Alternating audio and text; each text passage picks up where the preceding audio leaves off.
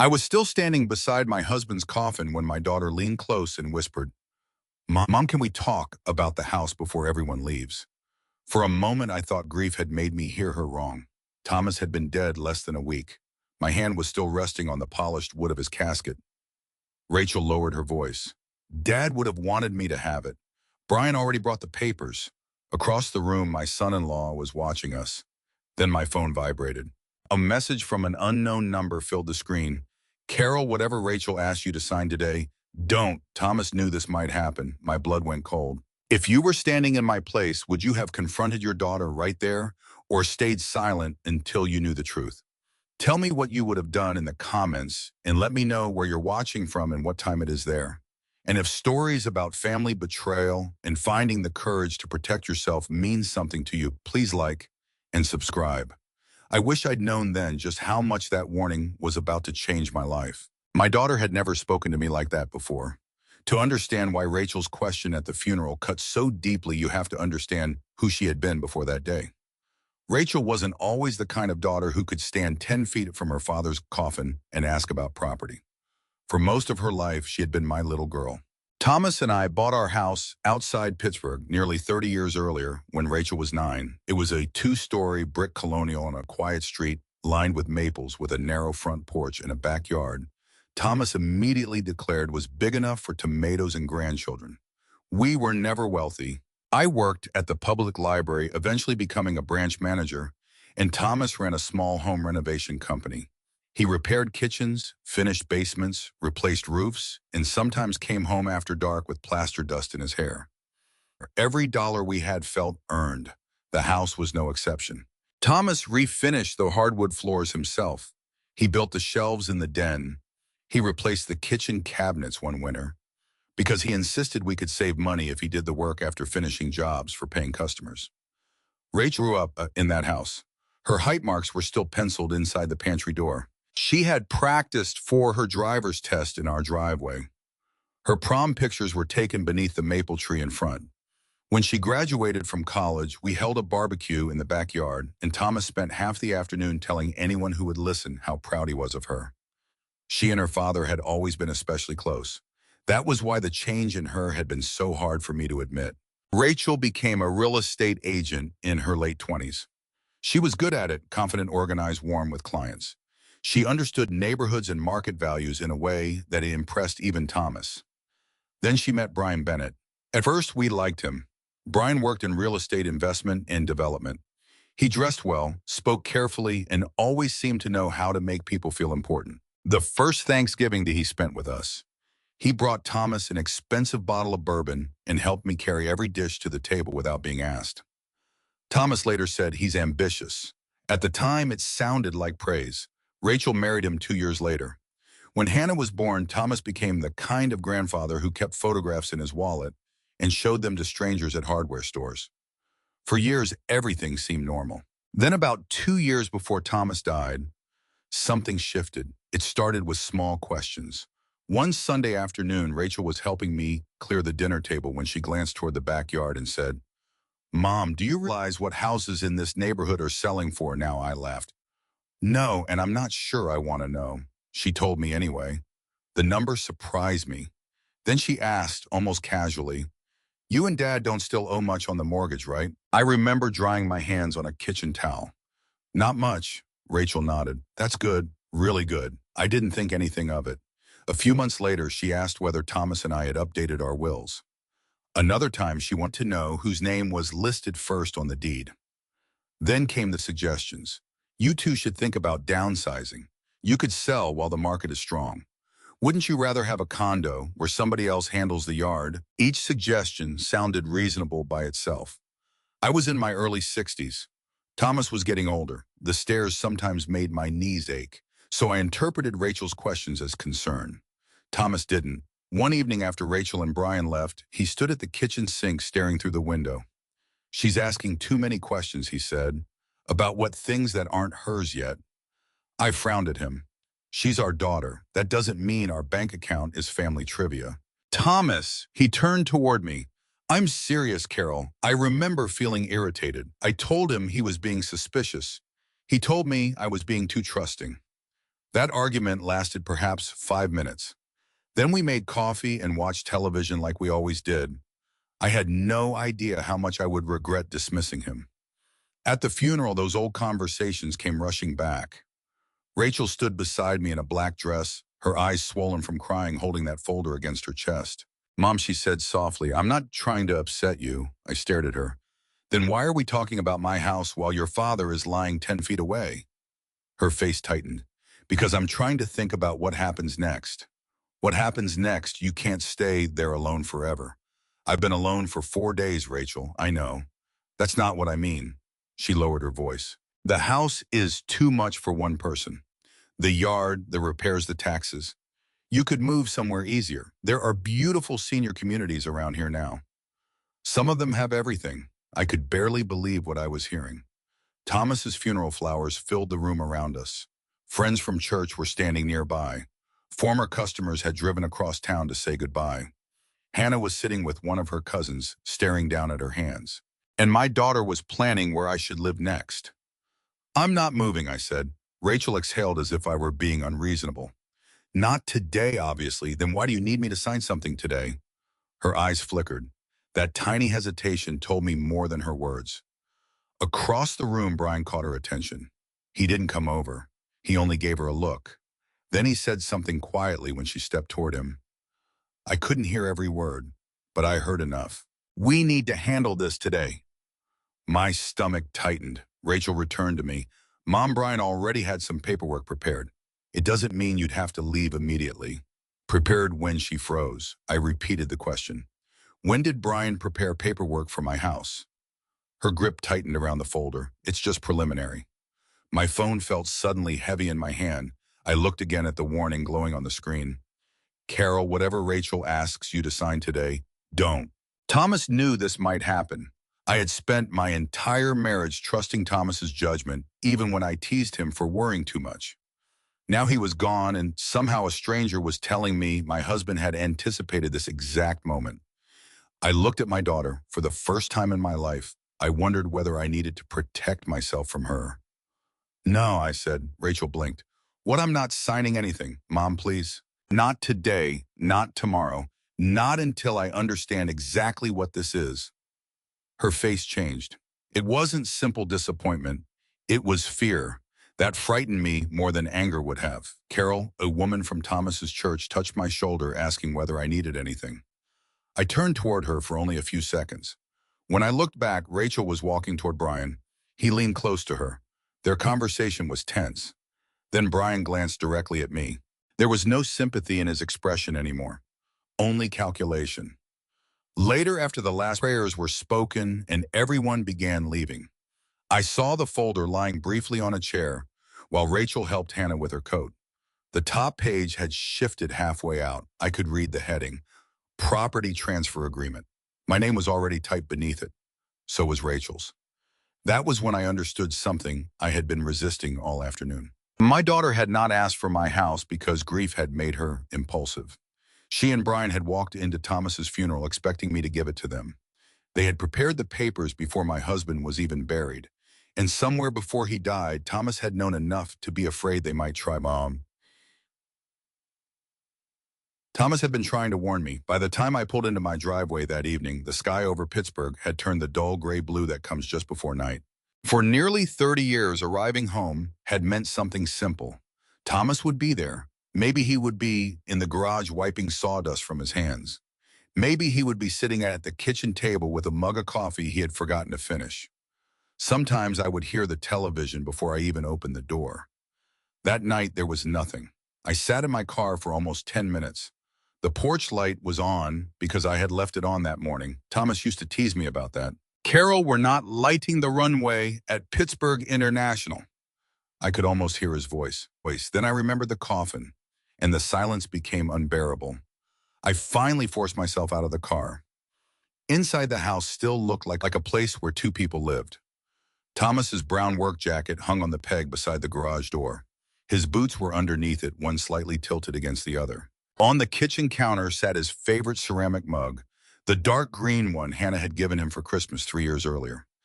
I stared at it until my eyes filled with tears. People often say grief comes in waves. That wasn't how it felt to me. It felt like walking through a house filled with invisible traps. A jacket, a cup, a chair pulled slightly away from the table. Any one of them could break me without warning. I removed my black funeral shoes and left them beside the stairs. For a while, I didn't know what to do with myself. There were sympathy cards stacked on the counter. Foil-covered casseroles filled the refrigerator. Flowers crowded the dining room table. Everyone had been so kind, and yet kindness couldn't answer the question that had been repeating in my mind since the funeral. Thomas knew this might happen.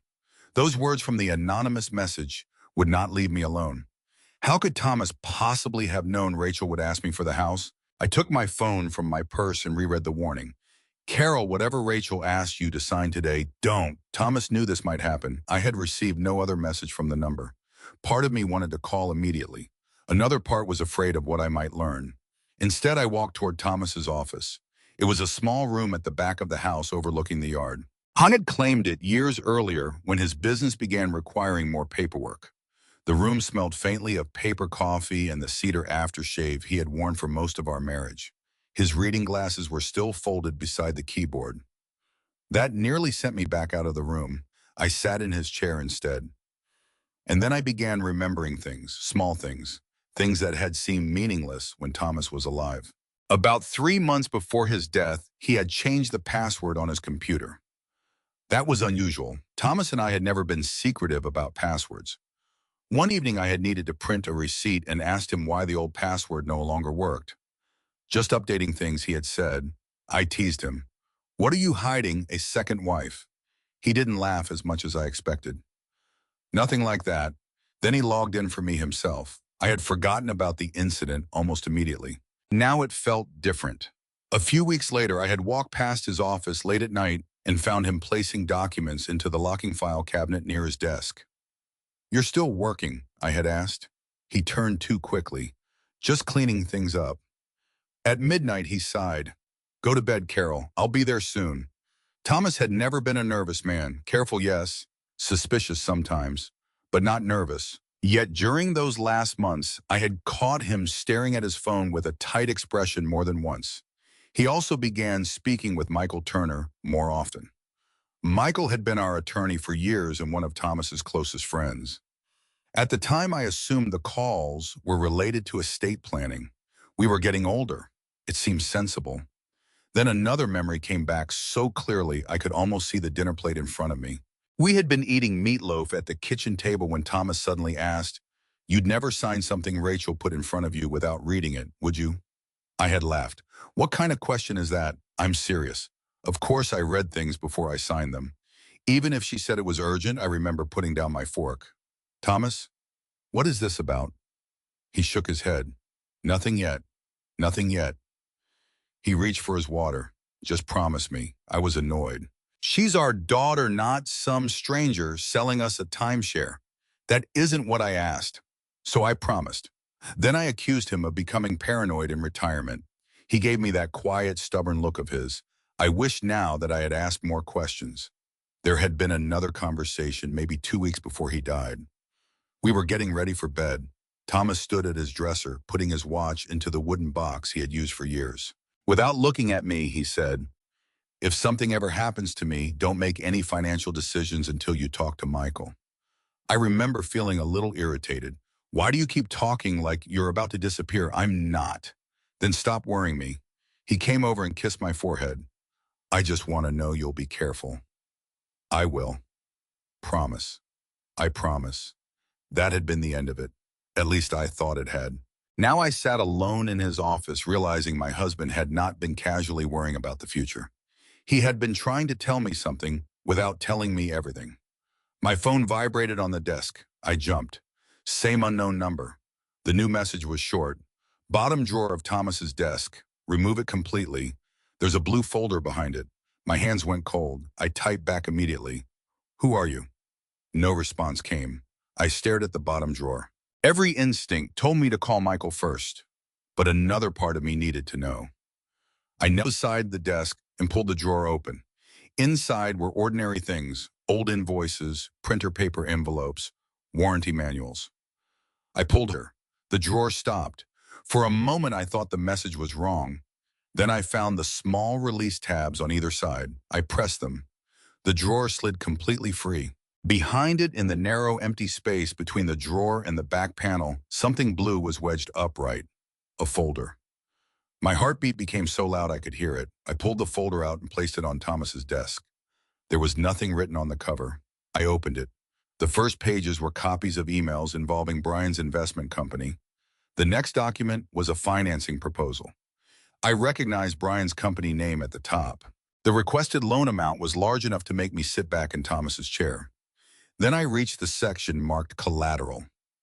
I read our address, my address, the house Thomas and I had spent nearly 30 years paying for. I whispered what I kept reading. The document described the property as security connected to the loan. There were photocopies of tax records, property information, even details about our remaining mortgage balance, information Rachel had asked me about. My mouth went dry. Then I reached the signature page. Brian's name appeared first. Another signature followed. Then I saw mine, Carol White. For several seconds, I simply stared at it. The handwriting was close. Someone had studied the way I formed the C in Carol, the long loop in the W, even the little upward flick I usually made at the end of my last name.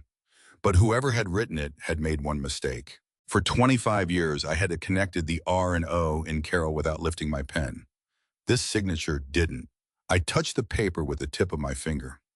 No, I whispered. My grief vanished beneath something colder. I had never seen that document. I had never agreed to use my home as collateral, and I had never signed my name. Someone else had done it for me. Someone had forged my signature. I sat in Thomas's chair with the blue folder open in front of me and stared at the signature that was supposed to be mine. For a few seconds, I tried to convince myself there had been some mistake. Maybe it was an old document I had forgotten. Maybe Thomas had asked me to sign something years earlier. Maybe grief was making my memory unreliable, but I knew my own handwriting. And I knew with absolute certainty that I had never signed away any part of our house to support Brian Bennett's business. I picked up the page and carried it beneath Thomas's desk lamp. The person who had copied my signature had done a frighteningly good job. The large C curved almost exactly the way mine did. The W in white leaned slightly to the right. Even the final stroke extended upward the way it usually did when I signed quickly.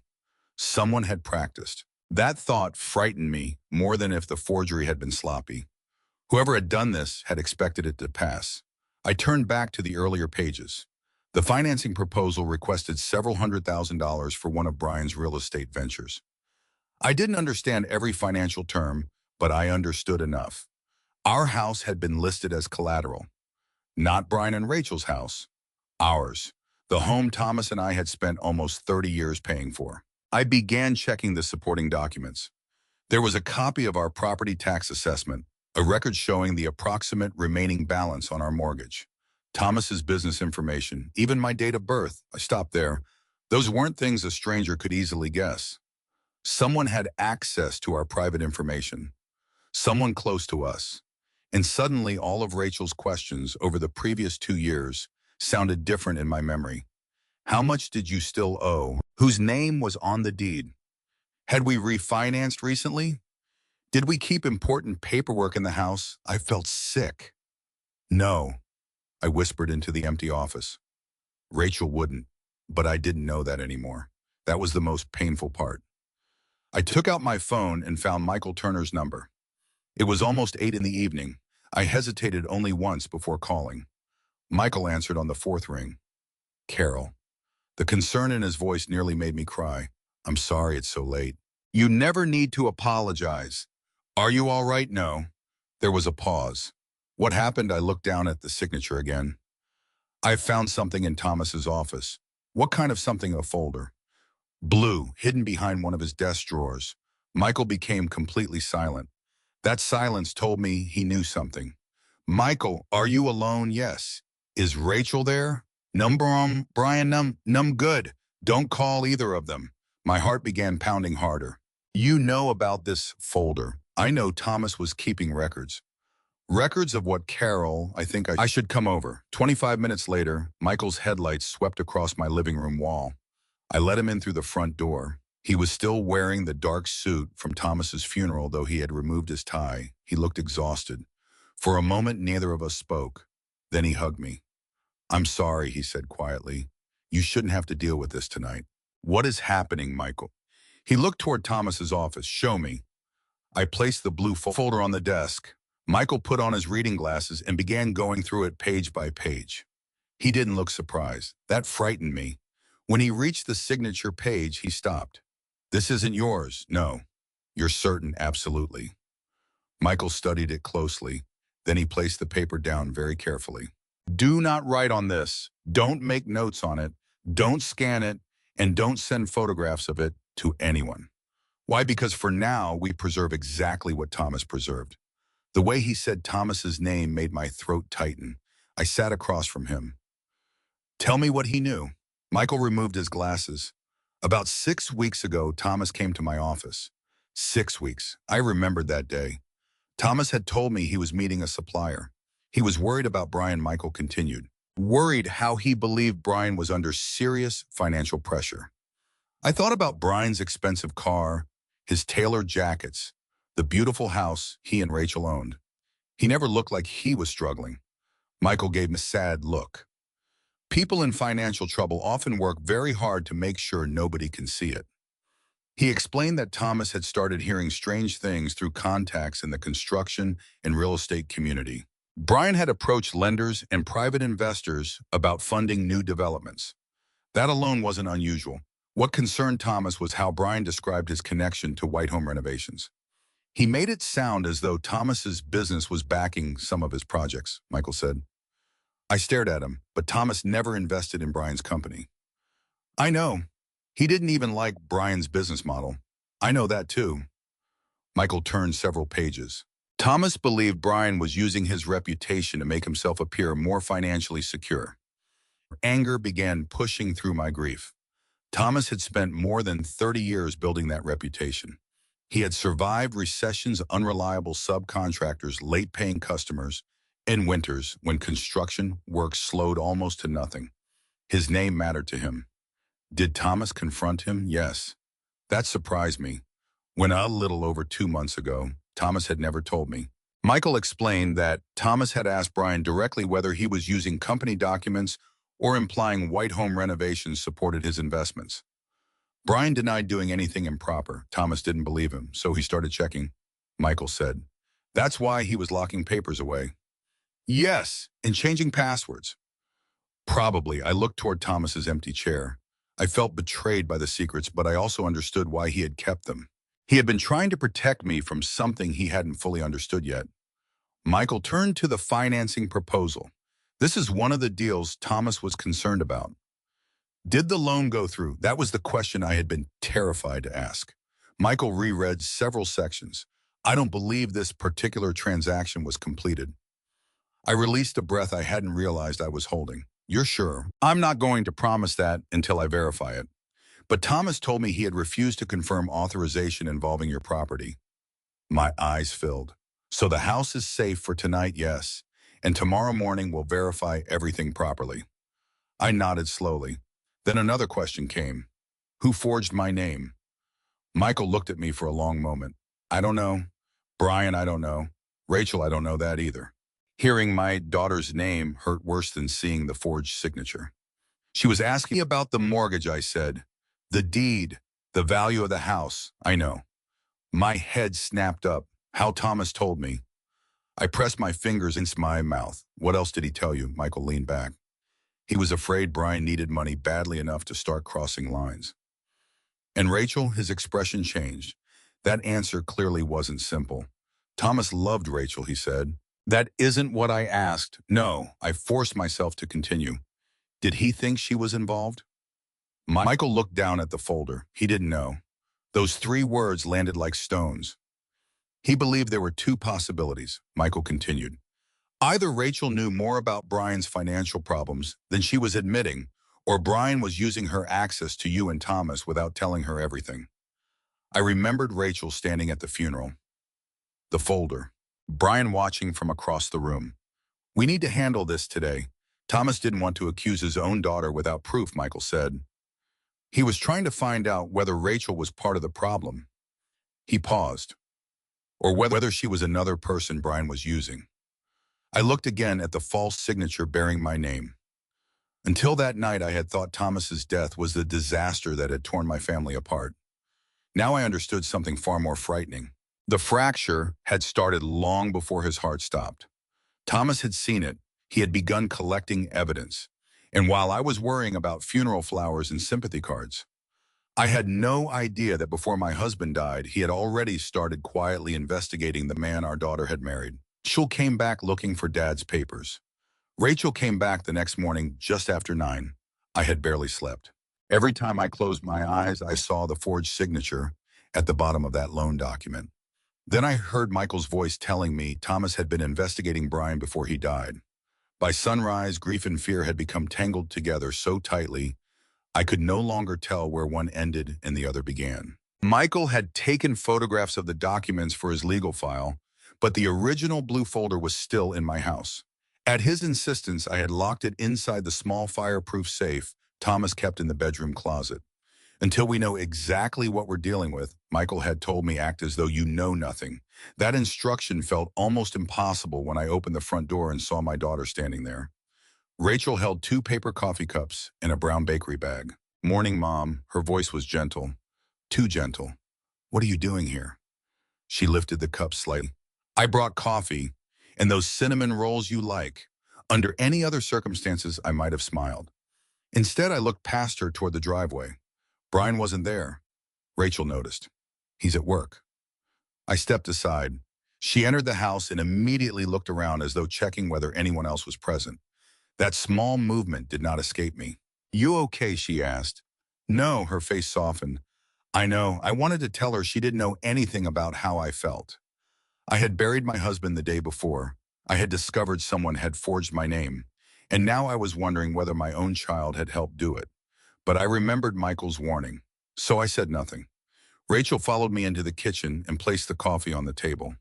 For several minutes, she behaved like the daughter I remembered. She opened cabinets without asking because she had known that kitchen since childhood. She found plates for the cinnamon rolls and wiped a few crumbs from the counter. "This place is still full of food," she said, glancing toward the refrigerator. "People have been kind. You shouldn't have to worry about cooking for a while." "I'm not." She sat across from me. For one dangerous moment, I almost wanted to pretend everything was normal. Then Rachel asked, "Have you started going through Dad's things?" There it was. I kept my expression neutral. "No, nothing. I came home from your father's funeral yesterday, Rachel. Sorting paperwork wasn't exactly my priority." She looked embarrassed. "I didn't mean it like that." "How did you mean it?" "I just thought I could help." "With what?" She picked up her coffee. "Insurance paperwork, business documents, bank records, anything that needs to be organized." I watched her carefully. "You know your father handled most of his business paperwork himself." "I know." "Then Michael will help me if something needs attention." A flicker of irritation crossed her face. It disappeared almost instantly. "Of course, I just don't want you overwhelmed. I appreciate that." Rachel nodded. Silence settled between us. Then she tried again. "Do you know where Dad kept the deed?" My fingers tightened around my coffee cup. "The deed to the house." "Why?" "Because you'll need it eventually." "For what?" "For estate stuff." I almost laughed at the vagueness of the answer. Rachel sold houses for a living. She knew better than most people that original deeds did not need to be casually carried around a kitchen immediately after a funeral. "I'm sure Michael knows what we need," I said. Rachel looked toward the hallway leading to Thomas's office. "Dad kept a safe somewhere, didn't he?" My heartbeat quickened. "Why do you ask?" "I remember him mentioning one." I let a few seconds pass. "He had several places where he kept important things." That was not technically a lie. Rachel stood and picked up her coffee. "I could start in his office." "No," she stopped. The word had come out more sharply than I intended. I softened my voice. "I'm not ready for anyone to go through his office. I'm not anyone. I know I'm his daughter, and I'm his wife." The words hung between us. Rachel's face tightened. "Mom, I'm trying to help you." I said, "I'm not ready." She looked away. For nearly a minute, neither of us spoke. Then Rachel said something that made the hair rise on my arms. "Did you at least find his blue business folder?" I looked directly at her. What blue business folder? Her face changed. Barely, but I saw it, a moment of panic. Then she shrugged. Dad had a lot of folders. You said blue. I thought I remembered seeing one, where in his office probably. When I don't know, Mom. Months ago, I kept my voice calm. What was in it? How would I know? You're the one asking if I found it. Rachel set her cup down harder than necessary. I'm just trying to make sure important papers don't get lost. Why would that particular folder be important? I didn't say it was. Yes, you did. She pushed back from the table. This is exactly what I mean. What do you mean you're making everything harder than it needs to be? The sentence hit me with surprising force. I stared at my daughter. My husband died 6 days ago. Rachel's anger faltered. I know, I buried him yesterday. I know, Mom. And somehow I'm making things difficult for you. That isn't what I meant. Then explain it. She rubbed both hands over her face. Dad had paperwork connected to the house and the business. Brian thinks some of it may need to be dealt with quickly. There it was again, Brian. What does Brian have to do with your father's business records? Rachel immediately became defensive. He understands investments. He was trying to help Dad. Was he? She looked at me sharply. I wondered if I had gone too far, so I lowered my eyes to the table. I'm tired, Rachel. Her shoulders relaxed slightly. Dad told us more than once that he wanted the house to stay in the family. That is not the same as saying he wanted me to give it to you. He wanted me to have it eventually. Eventually, Rachel crossed her arms. And what difference does it make if we handle it now? I looked at her. The question was so cold that for a moment I couldn't speak. It makes a difference because I'm still alive. Her face went pale. That's not what I meant. But that's what you said. I'm worried about you. No, you're worried about the house, Mom. Did your father ever tell you directly that he wanted me to transfer this house to you while I was alive? Rachel hesitated. He said he wanted it to stay with family. That wasn't my question. He talked about Hannah growing up here sometimes. When did he tell you to ask me for the house? Another pause. I don't remember exactly. Before or after he became worried about Brian's business? The question slipped out before I could stop it. Rachel stared at me. What are you talking about? I held her gaze. Nothing. Her expression sharpened. Did you find something? I felt the room go still. What would I find? Dad's papers. What papers? Rachel opened her mouth, then stopped. That was enough. She knew there was something to find. I stood. I think you should go home. Mom, please. I'm tired. She looked toward Thomas's office again. I could at least organize his desk. No, you shouldn't have to do it alone. I said no. For the first time, she looked genuinely angry. This house is going to become too much for you. Then I'll decide that when it happens. You're 64, Mom, not 94. She grabbed her purse from the chair. I'm trying to think about the future, and I'm trying to survive the week. That silenced her. For a moment, I saw tears gather in her eyes. Part of me wanted to reach for her. She was still my daughter. Still the little girl whose fever I had sat through at 3 a.m.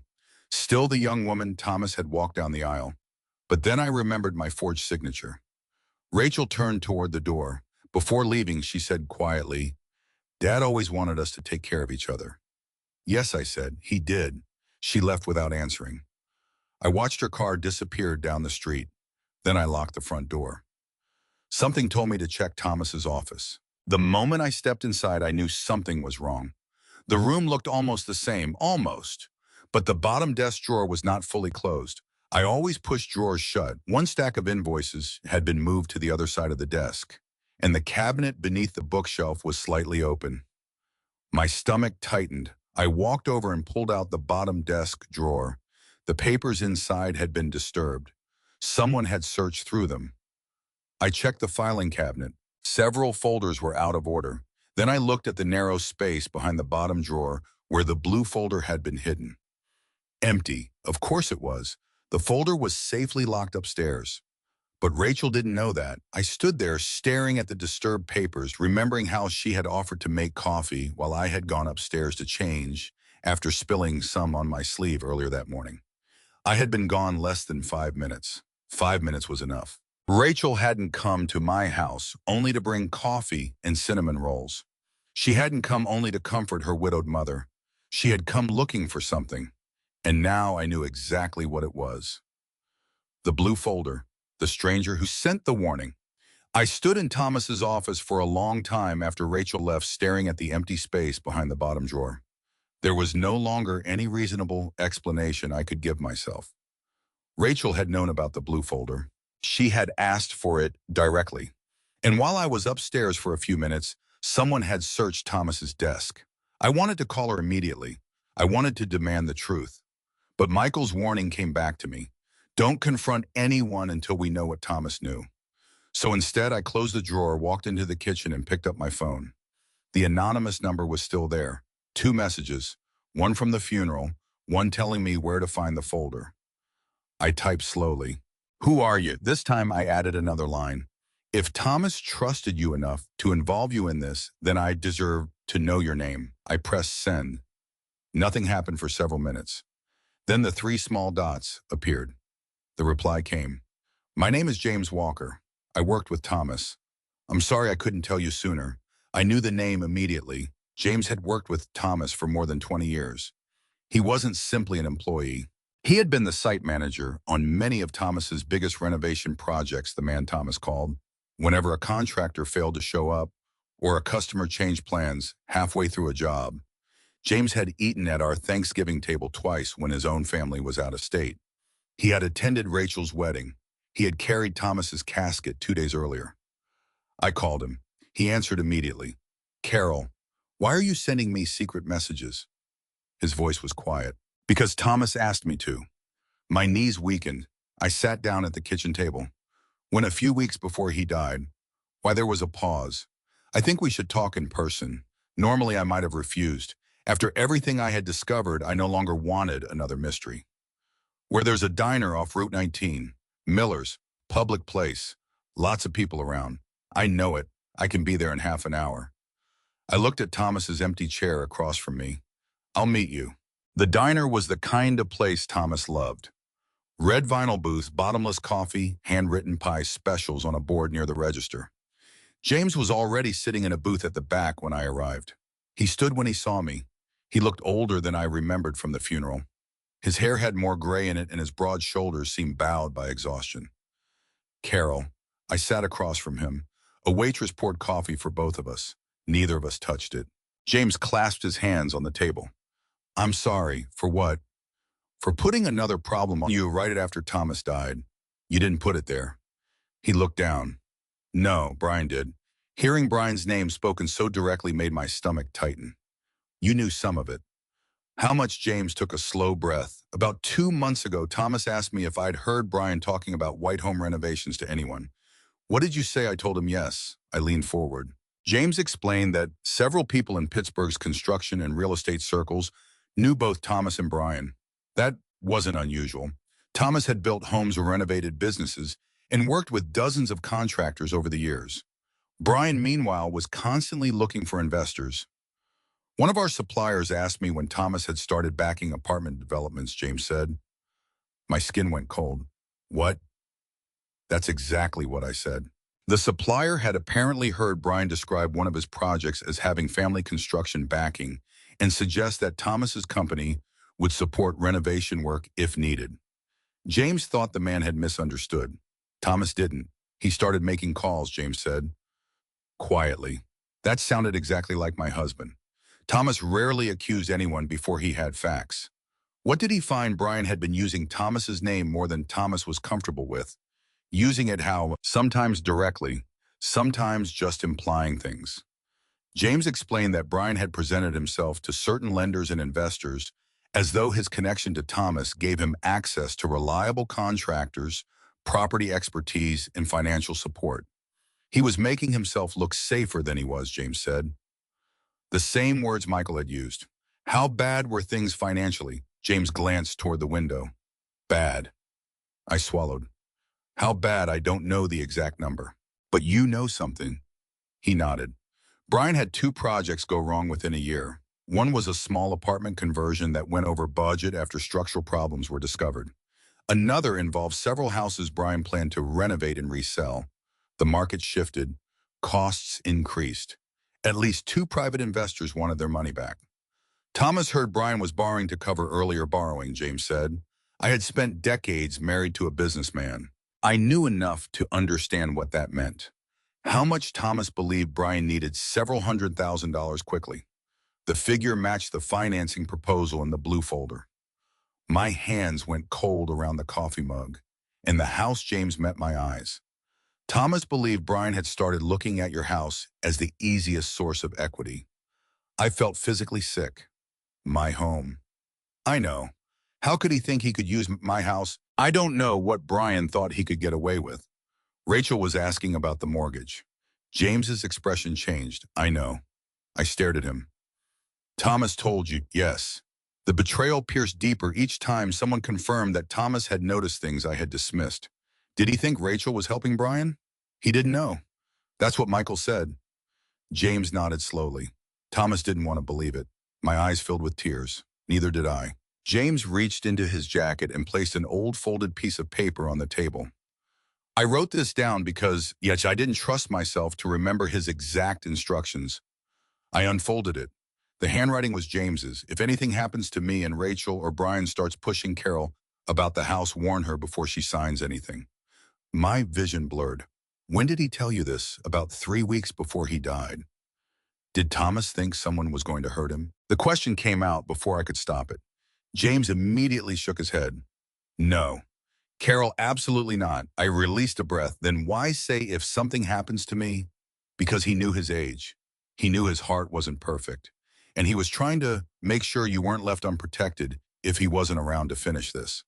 That made sense. Thomas had been practical about mortality. Still, it hurt. He really thought Rachel or Brian might come after the house. Yes. And when Rachel asked me at the funeral, I saw it.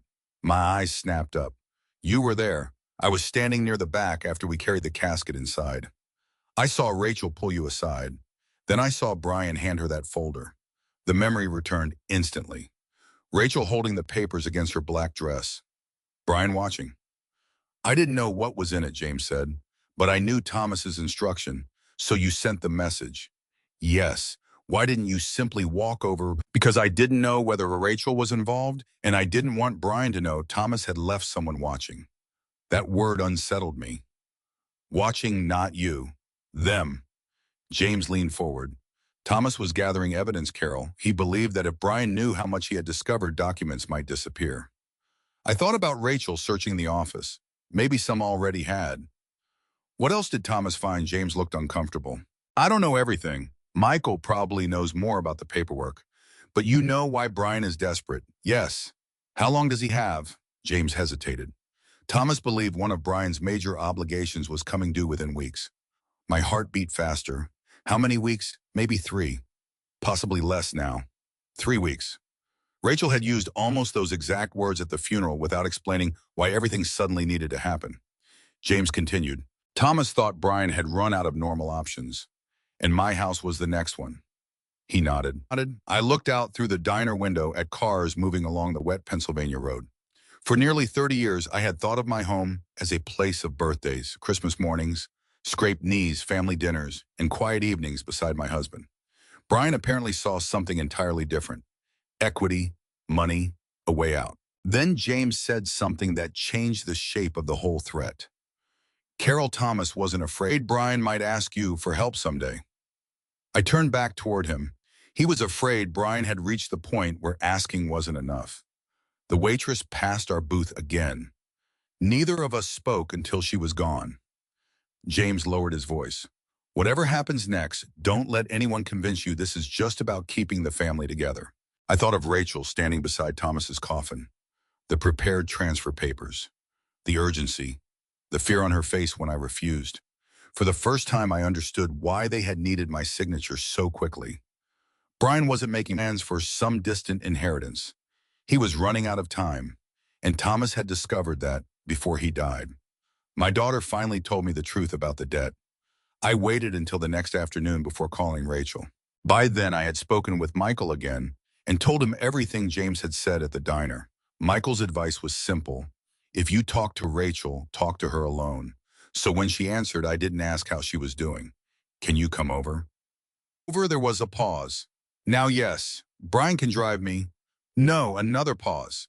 I want to speak to you alone. Her voice changed immediately. Mom, what's going on? Come to the house, Rachel. I ended the call before she could ask anything else.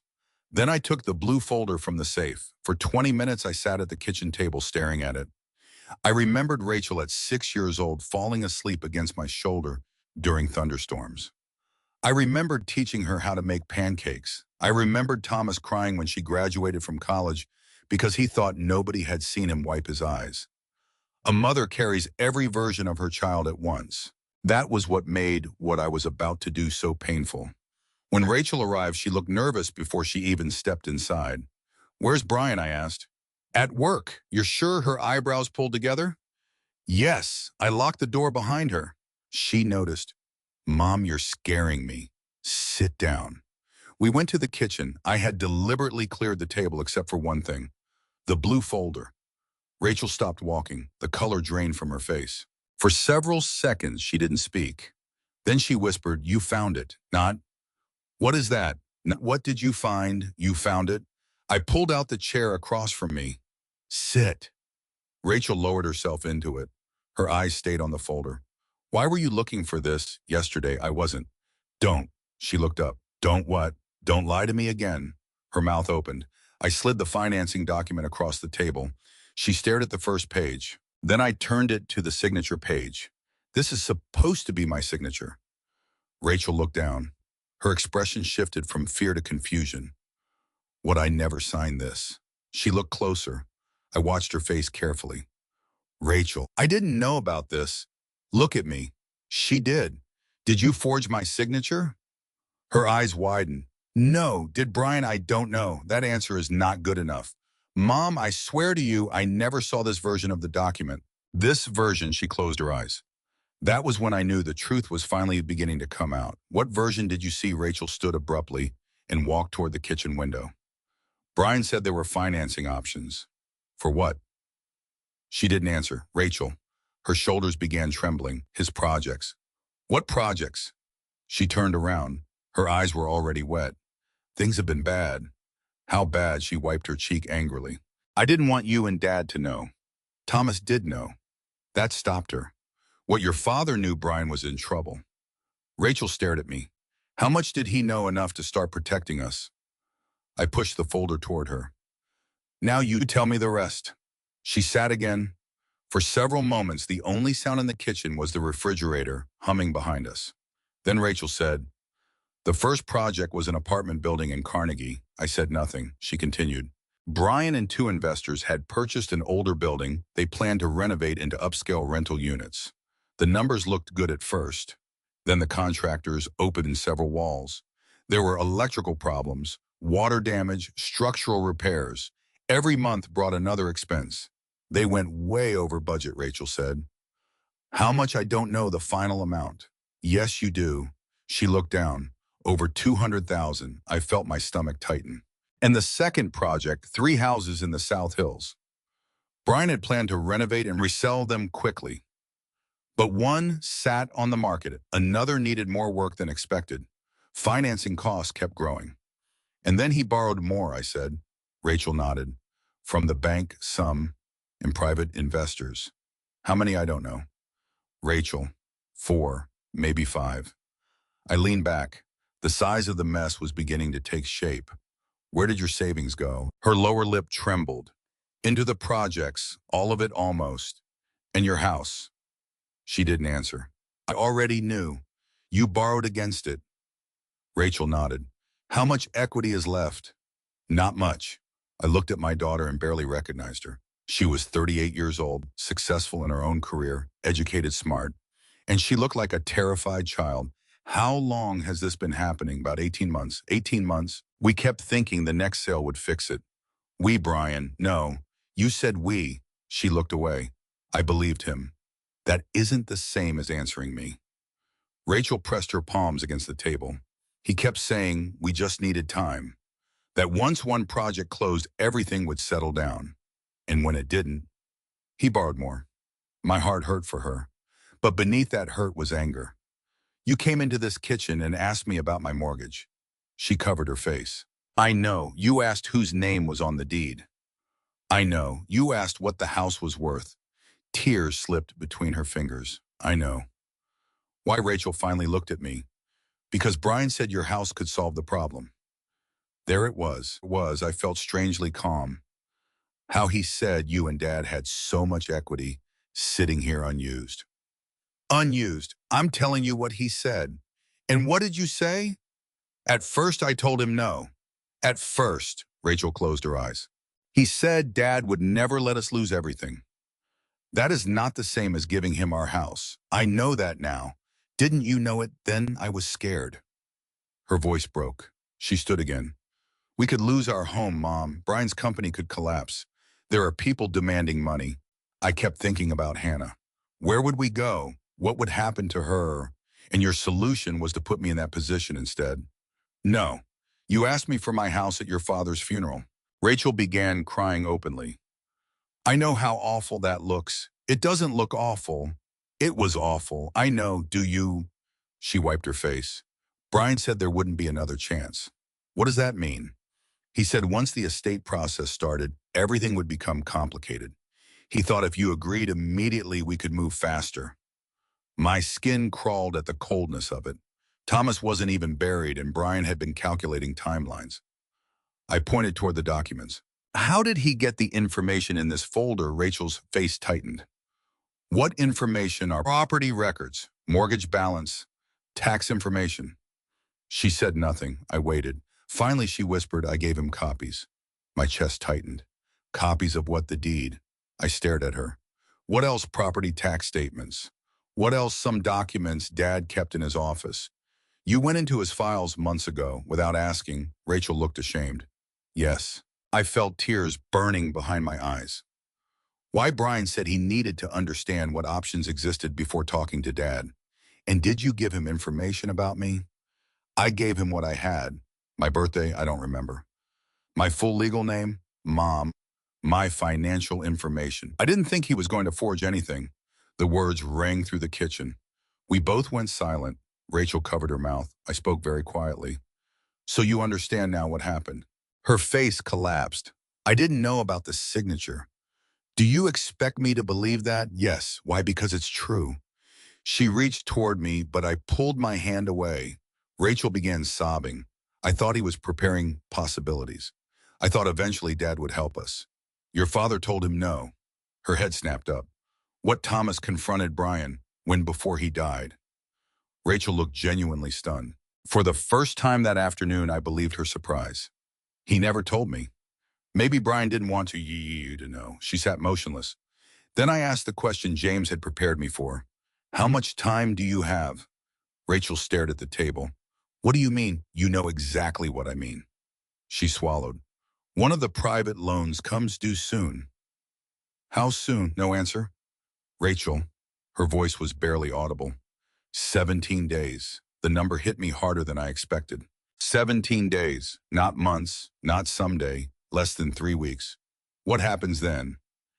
If Brian can't refinance or repay it, the investor can take action against the company. Other lenders could follow. We could lose everything, and that's why you needed my house. Her eyes filled again. That's why Brian said we needed it. I looked at the daughter I had loved for 38 years. She had not forged my signature. At least I wasn't convinced she had, but she had opened the door. She had handed Brian private documents.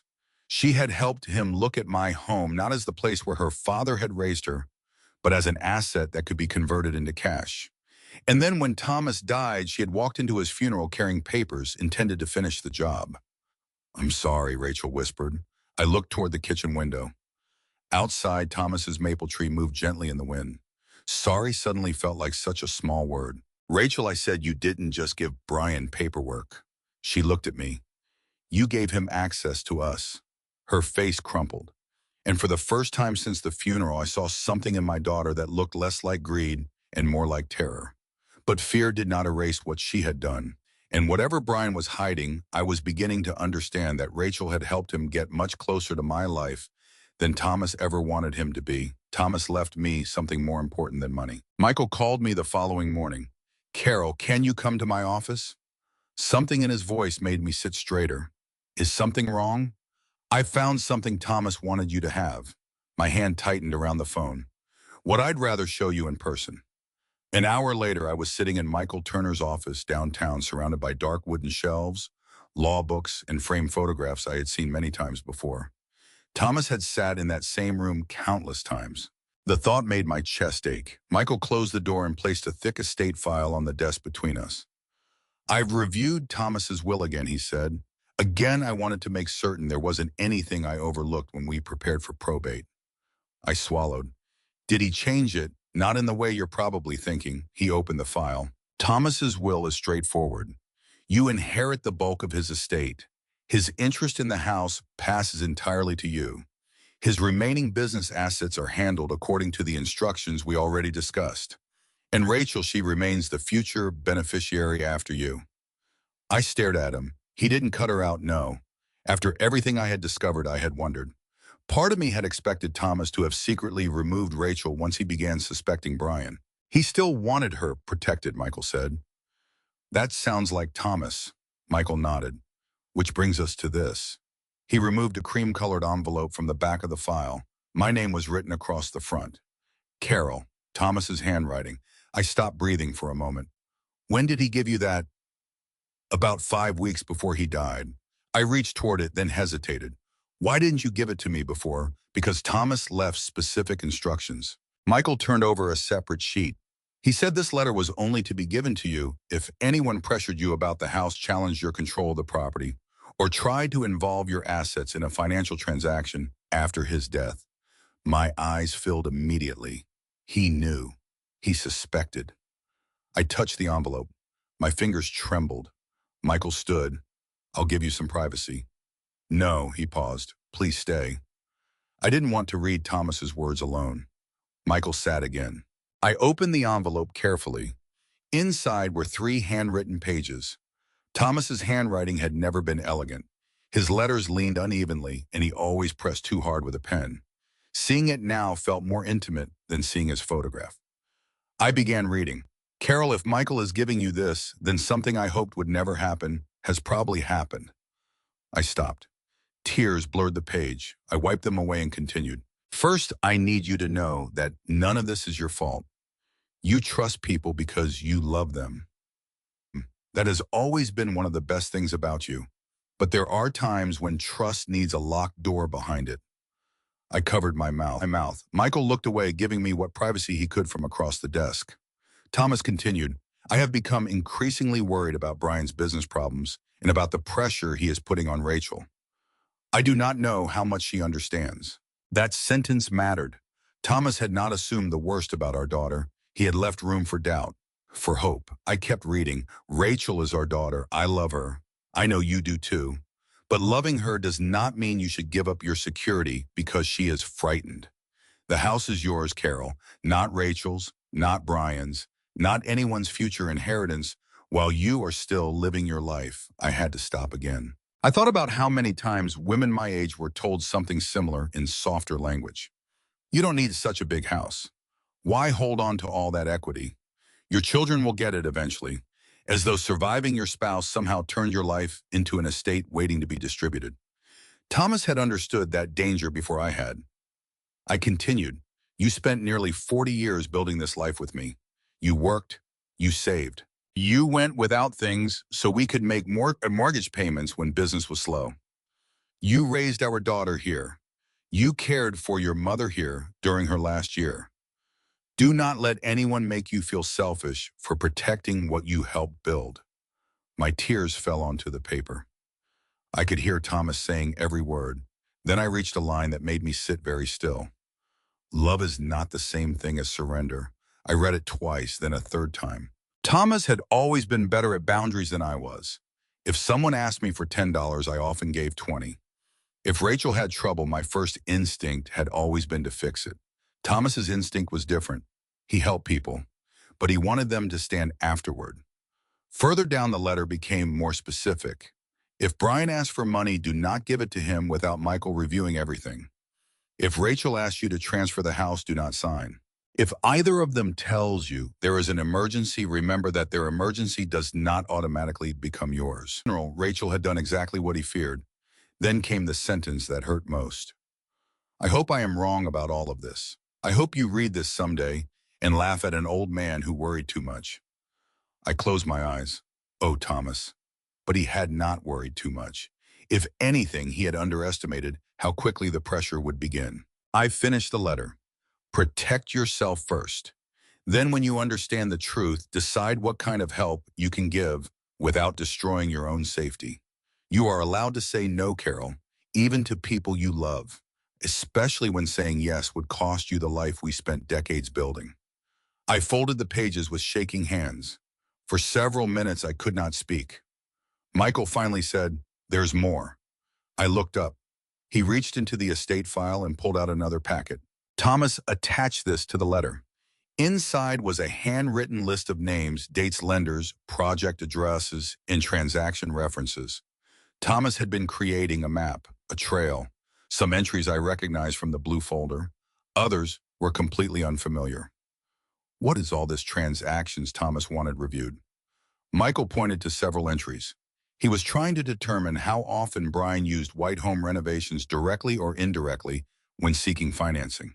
Have you checked them? I've started. And Michael's expression tightened. Enough of them are questionable that we need to keep going.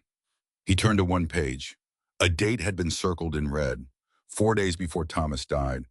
Beside it, Thomas had written, Bennett proposed credit line, WHR documentation used again.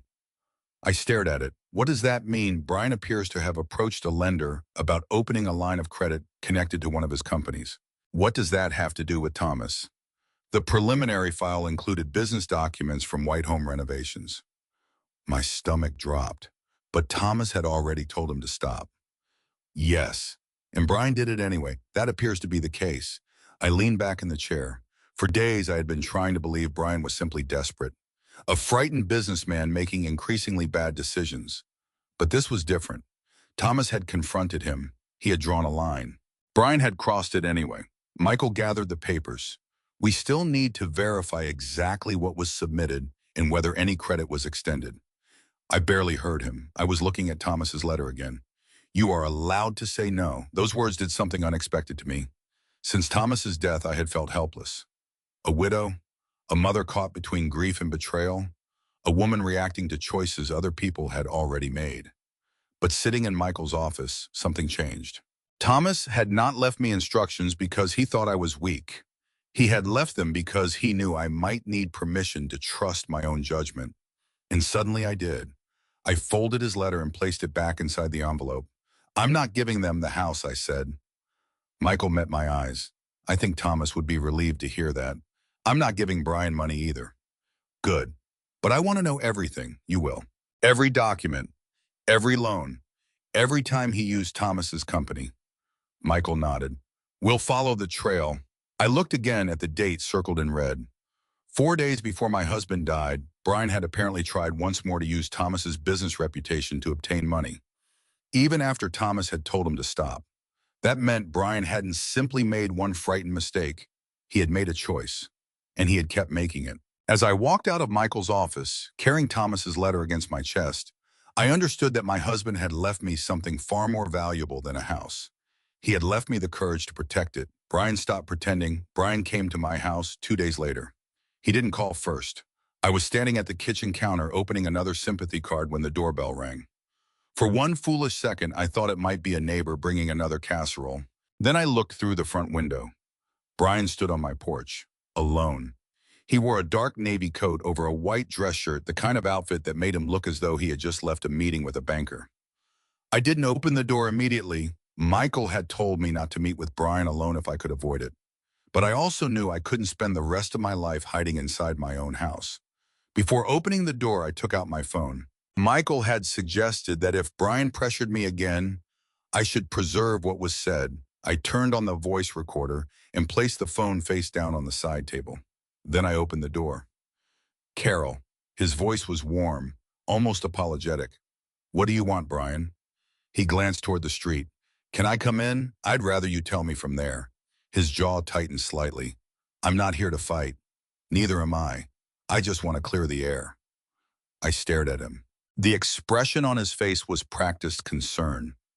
I had seen it many times before at family dinners. Brian knew how to look sincere.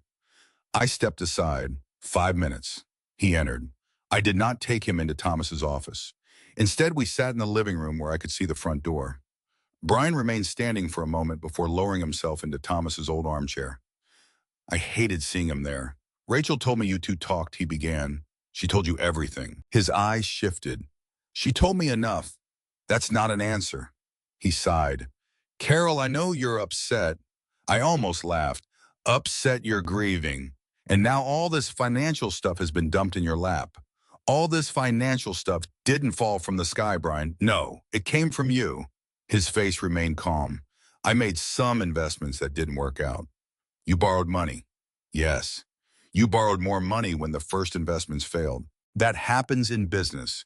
You used information from my house. Rachel gave me documents because we were exploring possibilities. You mean my property was a possibility? He leaned forward. Carol, the house has substantial equity. There it was. Not home. Not the place where Thomas and I had spent most of our marriage. Equity. I folded my hands in my lap. And what exactly did you plan to do with my equity? Nothing without your approval. I thought about the forged signature. You expect me to believe that his eyes hardened for half a second. Then the pleasant expression returned. I came here because I don't want this to become ugly. It became ugly when someone signed my name. He looked away. I don't know what happened with that document. You knew there was a document. Rachel told me what you found. Of course she had. I felt another small piece of trust in my daughter crumble. Brian lowered his voice. Look, we're family. Family doesn't forge signatures. I said, I don't know who did that. But you know why the loan existed. He stood and walked toward the fireplace. On the mantel was a photograph of Thomas holding Hannah when she was about 7. Brian looked at it. Then he changed tactics. You love Hannah. I felt something cold move through me. Don't, he turned. Don't use my granddaughter. I'm not using anyone. Yes, you are. He spread his hands. I'm trying to make you understand what's at stake. I understand exactly what's at stake. My house, our daughter's home too. Rachel has her own home. For now. The words were quiet, deliberate. What does that mean? Brian sighed, as if he hated having to explain. If things go badly, we could lose it. My chest tightened even though Rachel had already told me. And Hannah, she could lose the only home she's known. I stared at him. There it was, the guilt. I was placing it carefully between us like a loaded weapon. You're telling me that if I don't give you my house, Hannah could become homeless. I'm telling you there are consequences. For your decisions. For all of us. No, my answer was immediate. Brian frowned. No, your financial decisions are not my decisions. His mouth tightened. Family helps family. I agree. Then help us. I can help Rachel and Hannah without handing you hundreds of thousands of dollars. That isn't enough. At least he was finally being honest. Brian moved closer. Carol, you're living alone in a house that's far too big for you. I felt heat rise into my face. You don't get to decide what is too big for me.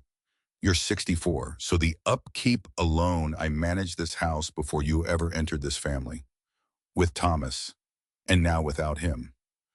Brian shook his head. Why are you being so stubborn? The last trace of sympathy vanished from his tone. I heard Thomas's words in my mind. Love is not the same thing as surrender. The house is mine, I said. For now, I stared at him. What did you say? He realized the mistake immediately. I mean, legally, yes, of course. No. You said for now. He exhaled sharply. Eventually it goes to Rachel, doesn't it? Maybe. His expression changed. Maybe my will is none of your business. Thomas wanted that house to stay in the family. And it is in the family. I live here. Brian paced across the room. You are sitting on an asset that could save your daughter. I am living in my home. It's bricks and wood, Carol. That sentence almost made me stand. Thomas had laid some of those bricks himself when he repaired the back steps. He had installed the crown molding in the dining room. He had built Hannah a treehouse in the backyard. To Brian, all of it was numbers on a spreadsheet. I think you should leave. He ignored me. Do you understand what happens if my company collapses? Yeah. No, you don't. He pointed toward the photograph on the mantel. Rachel loses her security. Hannah's life gets ripped apart. College savings gone. House gone, everything we built gone. You built it on debt. His face reddened. You have no idea how business works. I knew enough to spend 40 years not gambling my home on something I couldn't afford. That landed. For the first time, Brian's mask slipped completely. Thomas held everyone back the same way. I stood. Do not speak about my husband like that in my house. He was terrified of risk. He was responsible. He treated me like I was some kind of criminal for trying to build something bigger. You used his company's name after he told you not to. Brian went still. I saw the calculation in his eyes. He hadn't expected me to know that. Who told you that doesn't matter? Was it Michael leave? Carol now. He grabbed his coat from the chair. Then before reaching the door, he turned. When this falls apart, Rachel is going to remember that her own mother could have saved her and chose not to. My throat tightened, but I didn't move. That's your story, Brian, not mine. He stared at me. If Hannah loses her home, you'll have to live with that too. No, my voice surprised even me with its steadiness. You will. His face darkened. He reached for the door, then muttered, "This is ridiculous. That financing paperwork wasn't even usable the way it was." I froze. What do you mean? Brian stopped. Too late. I took one step toward him. You said you didn't know anything about that document. I know what Rachel told me. No, you just said it wasn't usable. He looked at the door. I continued. How would you know? Brian's voice sharpened. Because any idiot could look at it and see that signature would never survive a real review. The room became completely silent. He had said it. Not that the document might fail. Not that the application was incomplete. The signature. I looked toward the side table. My phone was still recording. Brian followed my eyes. For the first time since entering my house, real uncertainty crossed his face. What are you doing? I didn't answer. Carol. I walked to the door and opened it. Get out. He stared at me for several seconds. Then he stepped onto the porch. I closed the door and locked it. Only after I heard his car pull away did my knees begin to shake. I picked up my phone. The recording was still running. I stopped it. Brian's words were there. Clear. That signature would never survive a real review. For days, Brian had insisted he knew nothing about the forged document. But in one angry moment, he had revealed something else entirely. He knew there was a false signature, and he knew exactly how weak it was. My granddaughter called me in secret. That evening after Brian left, I listened to the recording 3 times. Each time, the same sentence made my stomach tighten. That signature would never survive a real review. Brian had tried to explain it away, but he had already revealed too much. I sent the recording to Michael and called him. He listened without interrupting. When it ended, he was quiet for several seconds. Keep the original file on your phone, he said. Don't edit it. What do you think? I think Brian knows considerably more about that document than he admitted. So do I. Carol, be careful. I am. No, I mean physically and financially. Don't let him into the house again when you're alone. I looked toward the front door. For almost 40 years, I had never thought about being afraid inside my own home. Now I found myself checking whether the deadbolt was locked. I understand. We ended the call. I made tea I never drank and tried to watch television. Around 9:30, my phone rang. Hannah. Seeing my granddaughter's name normally made me smile. That night, something stopped me. Rachel had told me Hannah was supposed to be studying for a biology test. I answered, Hi, sweetheart. For a few seconds, there was only breathing. Hannah, Grandma. Her voice was barely a whisper. I sat upright. What's wrong? Are you alone? Yes. Is Mom there? No. Another pause. Is Dad? No, honey. Your father isn't here. She released a shaky breath. Please don't tell him I called you. Every protective instinct in me came alive. Hannah, has something happened to you? No. Did your father hurt you? Nothing like that. I closed my eyes briefly in relief. Then tell me what's wrong. I heard Mom and Dad fighting. That's between them, sweetheart. No, Grandma. They were fighting about you. My fingers tightened around the phone. What did they say? I wasn't trying to listen. I know. I came downstairs because I wanted water. They were in Dad's office and the door wasn't closed all the way. She stopped. Hannah, you don't have to protect anyone. Just tell me what you heard. Dad was angry because Mom didn't get you to sign the house papers. My heart sank. Rachel had told Brian everything. He said Mom had one job. I closed my eyes. One job. That was how Brian described convincing a grieving widow to surrender her home. What did your mother say? She told him to stop talking like that. A small piece of me was grateful. Then Dad said there was another way. My skin prickled. What way? Hannah lowered her voice even further. He said maybe you shouldn't be making decisions by yourself right now. I felt suddenly cold. What exactly did he say? He said you're grieving and that people can become confused after someone dies. I stood without realizing it. He said if Mom couldn't convince you, maybe they could show that you weren't emotionally stable enough to manage everything. For a moment, I couldn't breathe. Not the house. Everything. Hannah, did your mother agree? No. The answer came quickly. She got really mad. What did she say? She told him you weren't crazy. Despite everything, hearing that almost broke my heart. Rachel had betrayed my trust, but some lines still existed, at least for now.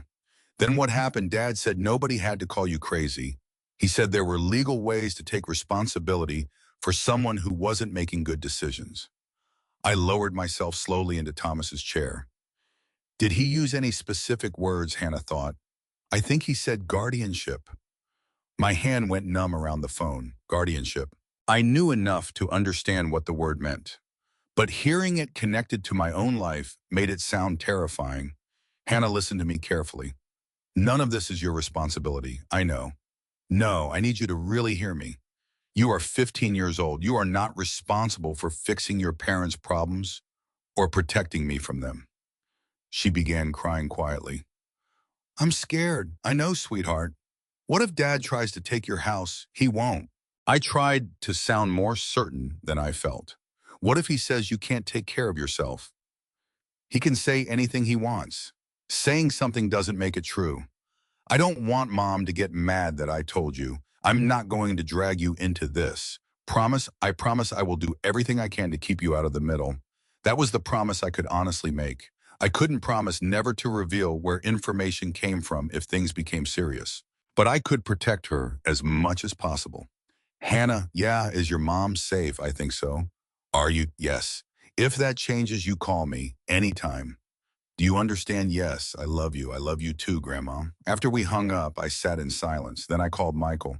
This time he answered on the first ring. What happened? How did you know something happened? Because it's almost 10 and you're calling me. I told him everything. When I said the word guardianship, he became very quiet. Michael, I'm here. Can Brian do that? He can try to file something. My chest tightened. Can he actually take control of my finances? Not simply because you're grieving, but if he lies, Carol, listen to me. Guardianship requires evidence. Brian cannot simply announce that you're incompetent and take over your life. I breathed slowly. But this changes things, he continued. How? We stopped treating this as only a property dispute. I looked around my living room. What do I need to do tomorrow morning? Contact your bank. Make sure no one except you has access to your accounts. Okay? Freeze your credit with the major bureaus. I wrote it down. We'll also update your power of attorney and review every beneficiary designation. My medical records. Yes. And I want you to make an appointment with your physician. My stomach tightened again. Why? Because if someone intends to claim you're cognitively impaired, contemporary medical documentation showing otherwise is useful. The idea that I needed proof of my own sanity infuriated me. But anger wasn't going to protect me. Preparation would. I'll do it. Document every conversation with Rachel and Brian. Dates, times, what was said. I have the recording. Good. After we hung up, I began writing everything down. The funeral, the transfer papers, Rachel searching Thomas's office, the forged signature, Brian's visit, Hannah's call. I was halfway through when my phone buzzed. A text from Hannah. Grandma, I found something after we talked. Dad left papers on his desk. I took a picture. I'm sorry if I shouldn't have. An image appeared. My pulse began racing before it even loaded. The photograph was slightly crooked, taken quickly from above. I could see part of Brian's desk, a black pen, several folders, and one white document. At the top were words large enough to read. Petition for emergency guardianship. Underneath, I could see my full name. Carol White. I stared at the screen. Until that moment, part of me had hoped Brian had spoken out of anger, a desperate man throwing around a legal term he had heard somewhere. But this wasn't just talk. There was already paperwork. I immediately forwarded the photograph to Michael. Then I texted Hannah. Thank you, sweetheart. Now please leave everything exactly where it is and stay out of your father's office. Do not take anything else. I love you. She replied with a heart. I put the phone down. My hands were shaking. Thomas had been afraid Brian might come after our house. He had been right. But even Thomas had not known how far Brian might go. This was no longer about convincing me to sign away property. Brian was exploring a way to make my signature unnecessary. If he could convince someone that I was incapable of managing my own affairs, then he didn't just want control over my house. He wanted control over me. And for the first time since my husband died, grief had to move aside completely. I wasn't just mourning anymore. I was preparing to defend my life. They started building a case against me. The photograph Hannah sent me changed the way I looked at everything. Until that night, I had believed Brian was trying to pressure me into making a terrible decision. Now, I understood that pressure was only one path. If I refused to cooperate, he was preparing another. The next morning, I called my bank before breakfast. I changed every online password, added additional verification to my accounts, and asked the branch manager to place a note requiring extra identification for any unusual transaction. Then I froze my credit. After that, I called my doctor. The receptionist sounded surprised when I asked for the earliest available appointment. Are you feeling unwell, Mrs. White? No, I said. I need something documented. That sentence alone made me angry. At 64, I suddenly needed to prove that grief had not erased my mind. But Michael had been right. If Brian wanted to build a story about me, I needed facts ready before his story had time to grow. My appointment was 2 days later. Dr. Susan Harris had been my physician for almost 12 years. She knew about Thomas's death. The moment she entered the examination room, she hugged me. I'm so sorry, Carol. Thank you. Then she looked at me more carefully. You told the receptionist you needed documentation. I explained enough for her to understand the situation without giving every ugly detail. My son-in-law may try to claim I'm not capable of managing my finances. Her expression changed. On what basis? My husband died recently. That is grief, not incapacity. I know. She sat beside me. What do you need from me? I need the truth documented. So we went through everything. She asked about my memory medications, daily routines, bills, driving appointments, and whether I had experienced confusion or disorientation. I answered every question. She conducted a brief cognitive screening. Nothing was wrong. At the end, she documented that I was alert, oriented, independent, and capable of making my own medical and financial decisions. When she handed me the summary, I nearly cried from relief. Not because I had doubted myself, because someone else had put my reality on paper before Brian could replace it with his version. But the real shock came later that afternoon. I was taking the trash bins back from the curb when my neighbor Linda Cooper walked across her lawn. Linda and her husband had lived next door for 16 years. She carried a plate covered with foil. Banana bread, she said. I figured you must be tired of casseroles. I smiled for what felt like the first time all week. Thank you. Then her expression became uncertain. Carol, can I ask you something? Of course. Are you doing okay? The question seemed ordinary, but something about her tone wasn't. I'm managing. She hesitated. I only asked because Brian stopped me the other day. My stomach tightened when the afternoon after the funeral. What did he want? Linda looked embarrassed. He asked whether I had noticed you acting confused lately. I felt a chill move down my arms. What exactly did he say? He asked if you had forgotten things. Left the door open. Gotten lost driving. Anything like that. I stared at her. What did you tell him? That you were grieving, but you seemed perfectly normal to me. I released a slow breath. Did he say why he was asking? He said Rachel was worried about you. Rachel. The word hurt. Thank you for telling me. Linda studied my face. Carol, is something wrong? Yes. I didn't explain further. But I'm handling it. When I went back inside, I added the conversation to the notebook Michael had told me to keep. Date, time, what Linda remembered. Then other moments began returning to me. Rachel asking to accompany me to the bank. At the time, she said, "Mom, you shouldn't be dealing with big accounts alone right now." Brian asking casually at the reception after Thomas's funeral who my doctor was. Rachel offering to take over bill payments. Each event had seemed like concern. Together they looked like something else. Evidence being gathered, a picture being painted, a widow overwhelmed by grief, a woman forgetting things. A mother who needed help. I called Rachel. "Come over. Mom, I'm working. After work." "What is this about?" "You'll find out when you get here." She arrived shortly after 6. She looked exhausted. There were dark circles beneath her eyes. Brian had apparently been sleeping in their guest room since our confrontation. I didn't feel sorry for him. Rachel sat at my kitchen table. I placed Hannah's photograph in front of her. She stared at it. Then her face went white. "Where did you get this? That doesn't matter." "Yes, it does." "No. What matters is what it says." Rachel read the heading again. "Petition for emergency guardianship." Her hands began trembling. "I didn't know about this." "You expect me to believe that, yes. Your husband has been asking neighbors whether I'm confused." Rachel looked stunned. "What?" "He told Linda you were worried about me." "I never told him that." "You offered to handle my banking." "Because Dad had just died." "You asked to come to the bank with me." "I was trying to help." Brian asked who my doctor was. Rachel covered her mouth. I watched realization slowly move across her face. "Oh my God, did you agree to this?" "No." She looked directly at me. "No, Mom, I swear. Did you discuss guardianship?" Her silence answered first. "Rachel, he mentioned it. When after you refused the house transfer." My chest tightened. "And what did you say?" "I told him it was ridiculous." "Did you tell him to stop?" "Yes." "Did you tell him you would never participate?" She hesitated.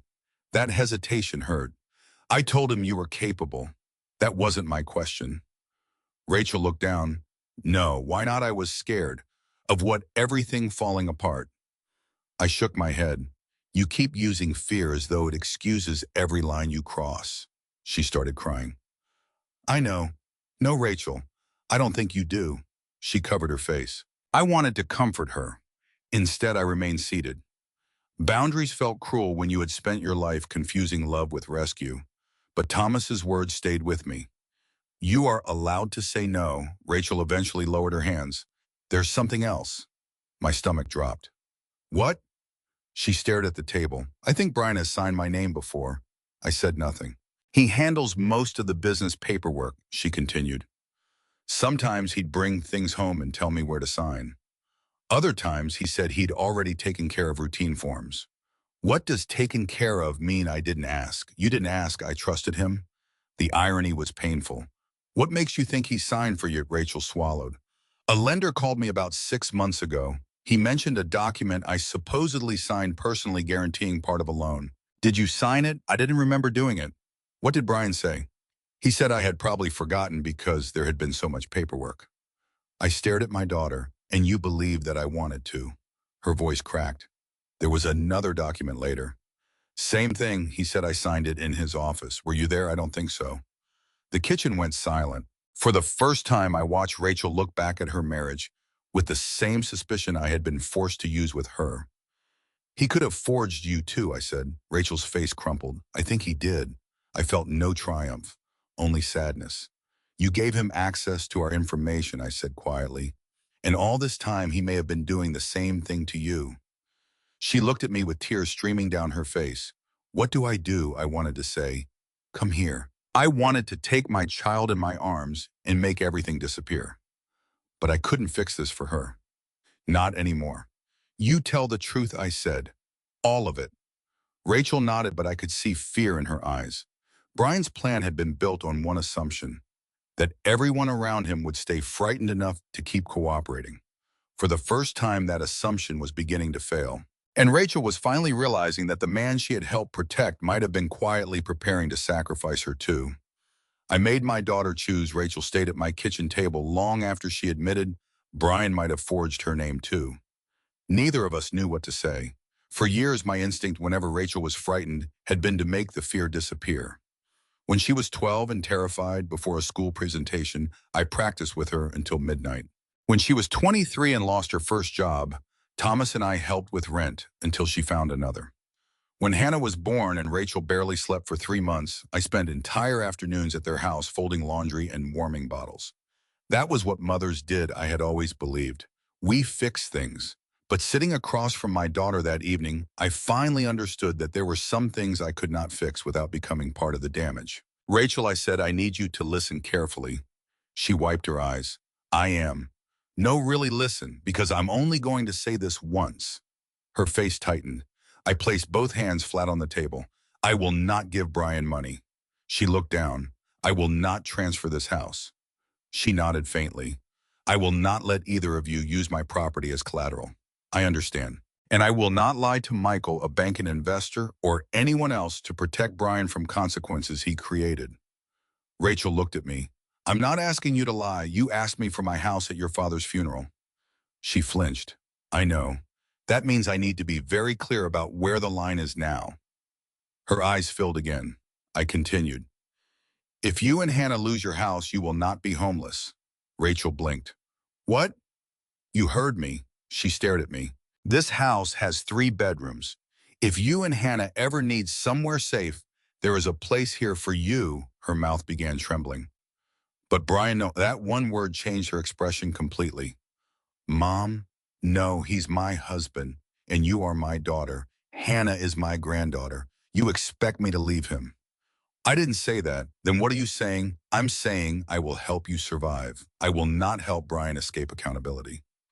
Rachel pushed her chair back. That puts me in an impossible position.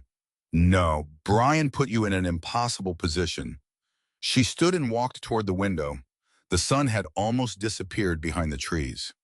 For several moments, Rachel stared into the backyard where Thomas had once built her a swing. I love him, she whispered.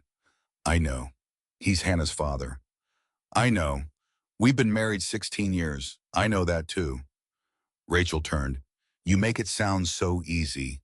I don't think any of this is easy. Then why does it feel like you're asking me to choose between my husband and my mother? I shook my head. I'm asking you to choose between protecting a lie and telling the truth. She stared at me. Those are not the same thing. Before she could answer, her phone rang. We both looked down. Brian. Rachel let it ring. It stopped. 10 seconds later, it rang again. She rejected the call. Then came a text. Rachel read it. Her face tightened. What did he say? Nothing. I waited.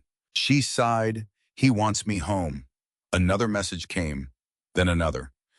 Rachel locked the screen. Her phone rang again. Answer it, I said. No. Rachel, answer it. Why? Because sooner or later you're going to have to decide what you're willing to say when he's listening. She stared at the phone. Then she answered. What Brian's voice was loud enough that I could hear the tone, though not every word. Rachel pulled the phone away slightly. I'm at Mom's. A pause. I told you I was coming here.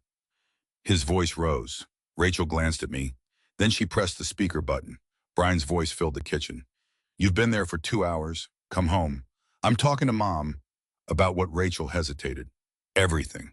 Silence. Then Brian's tone changed. Rachel, do not discuss business with her.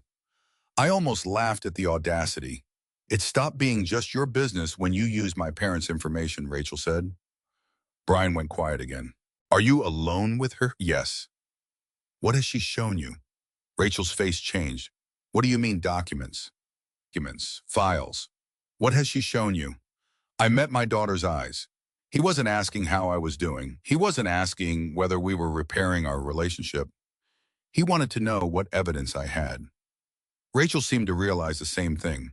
Why are you so worried about what she has? I'm not worried. I'm trying to keep this from becoming worse. You mean worse for you? Rachel, his voice hardened. Come home. No, the word came softly. Brian apparently didn't hear it. What? Rachel took a breath. No, I watched my daughter's hand tremble around the phone. I'm not coming home yet. Stop acting like a child. She closed her eyes. You don't get to talk to me that way. I'm trying to save our family by filing papers saying my mother can't take care of herself. Brian went completely silent. Rachel looked at me. So did I. Then Brian said, Who told you about that? Rachel's face went pale. Not what papers, who told you. He had confirmed it without meaning to. You actually did it, Rachel whispered. I haven't filed anything. Then why do you have a guardianship petition? It was an option. For what? In case your mother became irrational. I felt anger rise, but I remained silent. Rachel's voice shook. She is not irrational. She's grieving. That doesn't mean she belongs under guardianship.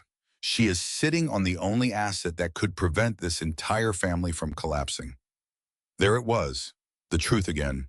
My independence meant less to Brian than my property. Rachel began crying. I can't believe you. Rachel, listen to me. Go into your father's office before you leave. Her face changed. Why, there are documents Carol shouldn't be holding. My pulse quickened.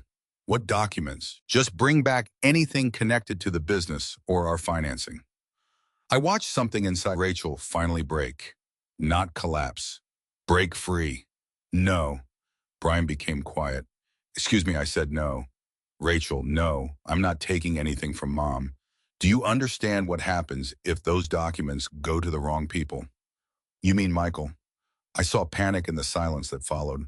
Have you talked to him? Rachel looked at me. Yes. That wasn't true yet, but I didn't correct her. Brian's voice became low and cold. You need to leave that house right now. Rachel's shoulders straightened. No. Rachel, don't do this. She wiped her tears. I already did enough. What does that mean? It means I gave you Dad's paperwork. I helped you pressure Mom. I believed you every time you said one more loan would fix everything. Because it will, no. Her voice grew stronger. I don't believe you anymore. I had never seen my daughter look so terrified, and I had never been prouder of a word she spoke. Brian changed tactics. Think about Hannah. Rachel closed her eyes. I am. You walk away from me and she loses everything. It's not Mom's fault. Rachel, no. She swallowed. Then she said the sentence I had been waiting to hear without knowing it. I'm not doing this to my mother anymore. Brian said her name twice. Rachel ended the call. For several seconds, she simply stared at the dark screen. Then her knees seemed to weaken. She sat down. I don't know what I just did. Yes, you do. He's going to be furious. I know. He could lose everything. Yes, I could too. I reached across the table.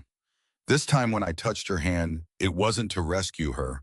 It was to remind her she wasn't alone. There's something I haven't told you, Rachel said. My stomach tightened again. What? She looked toward the hallway as though Brian might somehow hear her from miles away. I have copies of his emails. What emails? Business emails, loan discussions, messages with investors. Why do you have them? Brian used our home computer for years. Last year when he replaced it, I backed everything up because I thought Hannah's pictures were on it. My heart began beating faster. Does Brian know I don't think so? What else is there? Scanned documents, contracts, some messages between him and lenders. Do you still have them? Rachel nodded. On an external drive, I sat very still. Where in my desk at work? I thought of Thomas's list, Michael's questions, the transactions nobody had fully explained. Rachel, tomorrow morning you take that drive directly to Michael. She looked frightened. If I do that, there's no going back. No, I squeezed her hand gently. There isn't. She cried then. Not loudly, not dramatically, just the exhausted tears of someone finally realizing how much of her life had been built around protecting a situation she could no longer defend. The next morning, Rachel walked into Michael Turner's office, carrying a small black external drive. Brian still didn't know she had it, and none of us yet understood that what was stored inside would finally reveal why Thomas had spent the last months of his life quietly collecting evidence. Rachel had made her choice. Now we were about to learn what that choice would cost and what it might save. What Thomas had really been trying to do. Michael called me 3 days after Rachel gave him the external drive. Carol, I need you and Rachel to come in. The tone of his voice told me this wasn't going to be a simple update. Did you find something? Yes. What I'd rather explain it with the documents in front of us. By 10 that morning, Rachel and I were sitting side by side in Michael's office. She looked as though she hadn't slept. Neither had I. Across from us sat a woman I had never met before. This is Evelyn Grant, Michael said. She's a forensic accountant. Evelyn was probably in her early 50s, with short, silver blonde hair, and a stack of color-coded folders arranged perfectly in front of her. She shook my hand, then Rachel's. I'm sorry you're having to deal with this under these circumstances. Rachel stared at the folders. What did you find? Evelyn exchanged a look with Michael. Then she opened the first file. More than one issue. My stomach tightened. She explained that they had compared 3 sets of records. The documents Thomas had preserved, the material from the blue folder, and the files recovered from Rachel's old computer backup. Together, they created a timeline. Brian had not made one desperate mistake. He had been building layers of debt and misrepresentation for more than a year. Evelyn slid a document toward us. This was sent to a private lender approximately 11 months ago. I recognized the logo of White Home Renovations. What is that doing there? That's the problem, Michael said. The document described Brian's development company as having access to experienced construction support through a closely affiliated family enterprise. It didn't say Thomas had invested directly. It was cleverer than that. It created an impression. He made it sound like Dad's company was involved, Rachel whispered. Yes, Evelyn said, but technically avoided saying it directly in several places. I thought about what James had told me. Brian had been borrowing Thomas's reputation without needing Thomas's signature, until reputation alone was no longer enough. Evelyn opened another folder. This is where things became more serious. There were copies of contractor references, internal estimates from Thomas's company, and old insurance documents. Documents Brian should never have possessed. Where did these come from, I asked. Rachel looked down. I may have given him some. I turned toward her. Some dad used to give me copies of renovation estimates when I was selling properties. Sometimes clients needed a contractor. Evelyn nodded. That may explain how he initially obtained legitimate company templates. But he altered them, Michael said. I felt cold. Evelyn showed us 2 versions of the same document. One appeared to be an ordinary estimate Thomas had prepared years earlier. The other had been edited. Dates changed. Project references changed. Language added. The White Home Renovations name remained. Rachel covered her mouth. Oh my God, Evelyn continued. There are also communications where Brian implied he could arrange company resources if investors approve financing. Could he, I asked. No, Michael said immediately. Thomas never authorized it. The next stack involved loans. This part was worse. Brian had submitted inaccurate information about project values. He had minimized liabilities. He had failed to disclose certain existing obligations while applying for additional financing. Rachel's name appeared repeatedly. Personal guarantees, consent forms, financial statements. I didn't sign all of these, she said. Evelyn looked at her. We don't believe you did. Rachel went still. You know that we compared signatures. Evelyn placed several pages side by side. Some signatures looked like Rachel's normal handwriting. Others were subtly different. This one is yours, Evelyn said, pointing. Rachel nodded. This one probably is too. Yes. Then Evelyn pointed to another. What about this? Rachel stared at it. No, and this no. Her breathing became shallow. Brian hadn't merely told her she might have forgotten. He had counted on her believing that. What about Mom's signature, Rachel asked. Evelyn opened the blue folder document. We cannot make a formal handwriting determination ourselves. But based on the document history, there are serious reasons to believe your mother did not execute this. I didn't. We know, Michael said. More importantly, we traced where the file appears to have originated. My heartbeat quickened. Brian. The digital version was stored among Brian's business files. Rachel closed her eyes. That didn't prove whose hand had written the signature, but it answered where the document had been prepared. Then Michael leaned forward. Carol, there's something I want to clear up before we go further. The house, I'd been afraid to ask, he nodded. We completed a full title and lien review. I gripped the armrests, and there is no completed mortgage lien or secured loan against your house arising from Brian's transactions. I stared at him. None. My eyes filled instantly. Michael continued. Thomas's refusal to confirm authorization appears to have stopped the most dangerous transaction before it closed. I covered my face with both hands. For days, I had been waiting for someone to tell me a hidden signature had already taken away the home I loved. It hadn't. The house was still mine. Thomas had stopped it. Even before I understood the danger, he had protected me. Rachel began crying beside me. Dad saved the house. Yes, I whispered. But Evelyn wasn't finished. Thomas was doing something else too. She opened another folder. Inside were Thomas's handwritten notes. Dates, appointments, names of lenders, times that Rachel had been working, emails, even copies of calendars. I didn't understand at first. What are these? Michael looked at Rachel. Your father was documenting when you could and could not have participated in certain transactions. Rachel stared at him. What? He noticed your name appearing on documents. Her face drained. At first he thought you might be helping Brian. I watched pain cross her face. Michael continued carefully. But then he began finding inconsistencies. One document, supposedly signed by Rachel in Brian's office, carried a date when Rachel had been showing houses all afternoon with another agent. Thomas had written the agent's name beside it. Another guarantee had allegedly been executed while Rachel and Hannah were visiting us for a weekend and Brian was away on business. Thomas had noted that too. A third document carried Rachel's electronic approval, but Thomas had preserved an email suggesting Brian controlled the account used to submit it. Rachel stared at the papers as though they were pieces of her father speaking from another room. He knew she whispered. He suspected, Michael said. He thought Brian was using me. Yes, Rachel broke down. Not the frightened crying I had seen at my kitchen table. This was grief, raw and deep. I thought Dad was angry with me. I put my arm around her. He was. She looked at me.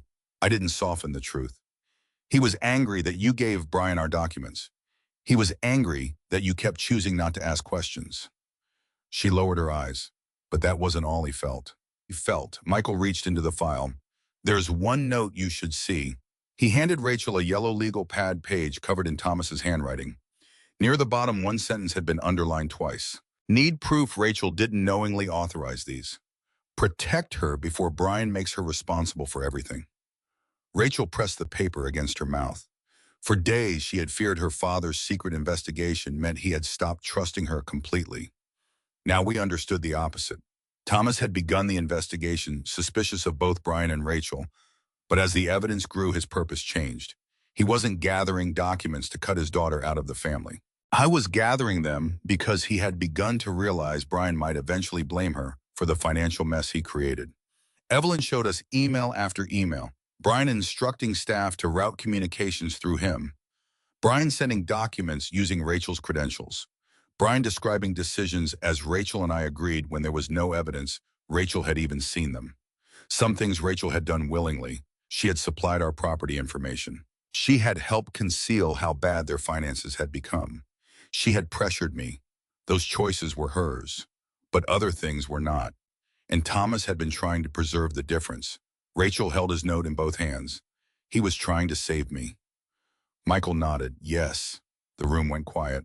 I thought about Thomas sitting alone in his office late at night, changing passwords, copying records, calling Michael, asking me strange questions I had laughed off, all while carrying the knowledge that our daughter might be trapped inside a disaster her husband was creating. Thomas hadn't known he would die before finishing the job, but he had left enough behind, enough to protect my home, enough to expose Brian's pattern, and perhaps most importantly enough to stop Brian from rewriting the story and placing all the blame on Rachel. When we left Michael's office, Rachel carried a copy of Thomas's note against her chest. She cried all the way to the parking lot. For the first time since the funeral, I didn't see a daughter begging to be rescued. I saw a woman finally understanding the terrible truth. Her father had not spent his final months preparing to abandon her. He had spent them preparing to defend her the day Brian lost everything. He thought he controlled. Brian learned about the external drive 2 days later. I still don't know exactly how. Maybe Rachel's behavior gave her away. Maybe he checked an old account and noticed files had been accessed. Maybe one of the lenders Michael contacted reached out to him. Whatever happened, he understood one thing very quickly. Rachel had stopped protecting him, and by late afternoon he was standing on my front porch. This time I was not alone. Michael was sitting at my dining room table with several folders spread in front of him. James Walker was there too because some of the documents involved White Home renovations and Michael wanted him available to confirm business practices Thomas had followed. Rachel and Hannah had arrived at my house earlier that morning. Rachel had packed 2 suitcases. Hannah had brought her school backpack, her laptop, and a small framed photograph of Thomas that normally sat beside her bed. Neither of them had said they were leaving Brian permanently. Not yet. But they were staying with me. For now, that was enough. When the doorbell rang, Rachel froze. Hannah was upstairs. I walked to the window. Brian's car was parked crookedly at the curb. "He's here," I said. Rachel went pale. Michael immediately stood. "Do you want him inside?" I looked at Rachel. She shook her head. But before I could answer, Brian knocked hard against the door. Rachel, she flinched. I felt something inside me settle. For weeks, Brian had relied on discomfort, fear, urgency, confusion. He had expected everyone around him to move whenever he applied enough pressure. Not anymore. I opened the door, but left the screen door between us. Brian looked past me immediately. "I know Rachel's here." "She is. I need to talk to my wife. She can decide whether she wants to talk to you." His jaw tightened. "Carol, stay out of this." I almost smiled. "You came to my house." He stared at me. Then Rachel appeared behind my shoulder. "Brian." His expression changed instantly. For a moment, the anger disappeared. "Rachel, come home." She stood beside me. "No," he blinked. "What, I'm staying here with Hannah. You took our daughter out of our house without discussing it with me. Hannah wanted to come. She's 15. She doesn't make that decision." Rachel's hand began trembling. I could see it, but her voice stayed steady. "I'm her mother too." Brian stepped closer to the screen door. "We need to talk privately." "No." His eyes moved past her. He saw Michael. Then James. His face changed. "What are they doing here?" Michael stepped into view. "Brian." Brian's expression hardened immediately. "You, yes. This is a family matter." Michael's voice remained calm. It stopped being merely a family matter when business and financial documents involving my client were used without authorization. Brian looked at Rachel. "What did you give him?" Rachel swallowed. "The files." "What files?" "The backup drive." Brian's face emptied, only for a second, but all of us saw it. "You had no right." Rachel stared at him.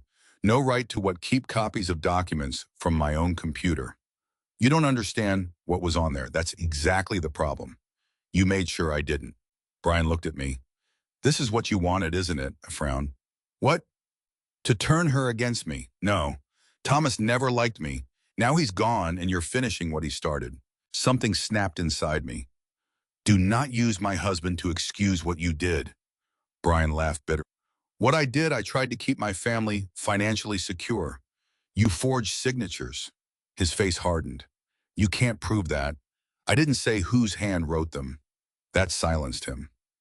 Michael gave me a quick glance. I continued. "But we know documents were prepared using information you should never have had." Brian turned to Rachel. "You gave me that information." Rachel flinched. "Yes. Then don't stand there pretending you're innocent." "I'm not." Her answer surprised him. Rachel stepped closer. "I gave you Dad's documents. I gave you information about Mom's house. I pressured her at the funeral. Tears filled her eyes. I did those things." Brian stared at her. "But I didn't sign every loan you put my name on." His face changed. "You signed what needed signing." "No, you don't remember half the paperwork you handled. That's what you kept telling me." "Because it's true." Michael opened the screen door. Perhaps this conversation would be more productive inside. Brian hesitated. Then he entered. I think he believed he could still control the room. He had done it for years. But the moment he stepped into my dining room and saw Thomas's records laid beside Rachel's backup files, some of that confidence disappeared.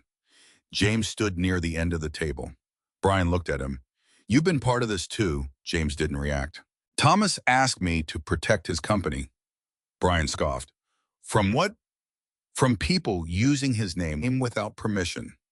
Brian turned toward Michael. "You people have no idea what you're dealing with." Michael opened one folder. "We have a reasonably clear idea." He explained calmly and without drama that lenders connected to several disputed transactions had been notified that certain documents might contain unauthorized signatures or misrepresentations. Brian's face reddened. "You contacted my lenders where Carol's property, Thomas's company, or Rachel's disputed authorization appeared, yes. You're destroying my business." Michael looked at him. "No, we are correcting records that may be inaccurate." Brian turned on Rachel. "Do you understand what you've done?" She stared at him.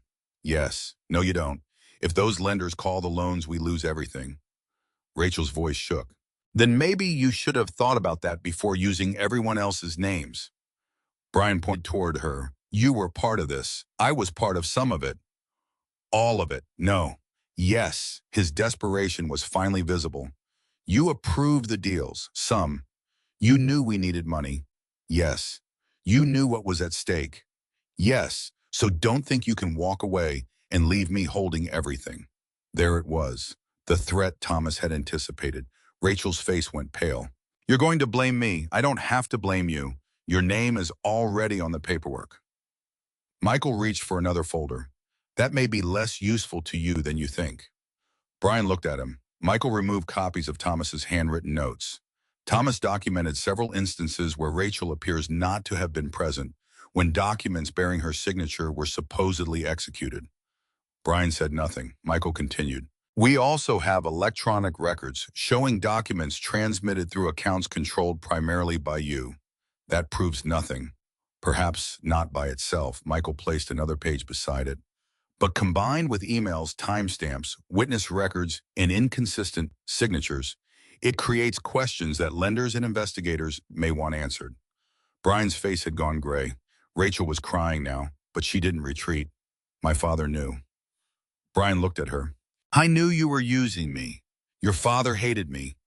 No, Rachel wiped her tears. That's what I told myself, because it was easier. Brian shook his head. He never respected what I was trying to build. Rachel's expression changed. My father spent 30 years building a company without stealing someone else's name to keep it alive. Brian's mouth tightened. You sound just like him. Good. That one word changed the room. Brian stared at her. Rachel's voice trembled, but she kept going. My father saw what you were doing before I was brave enough to see it.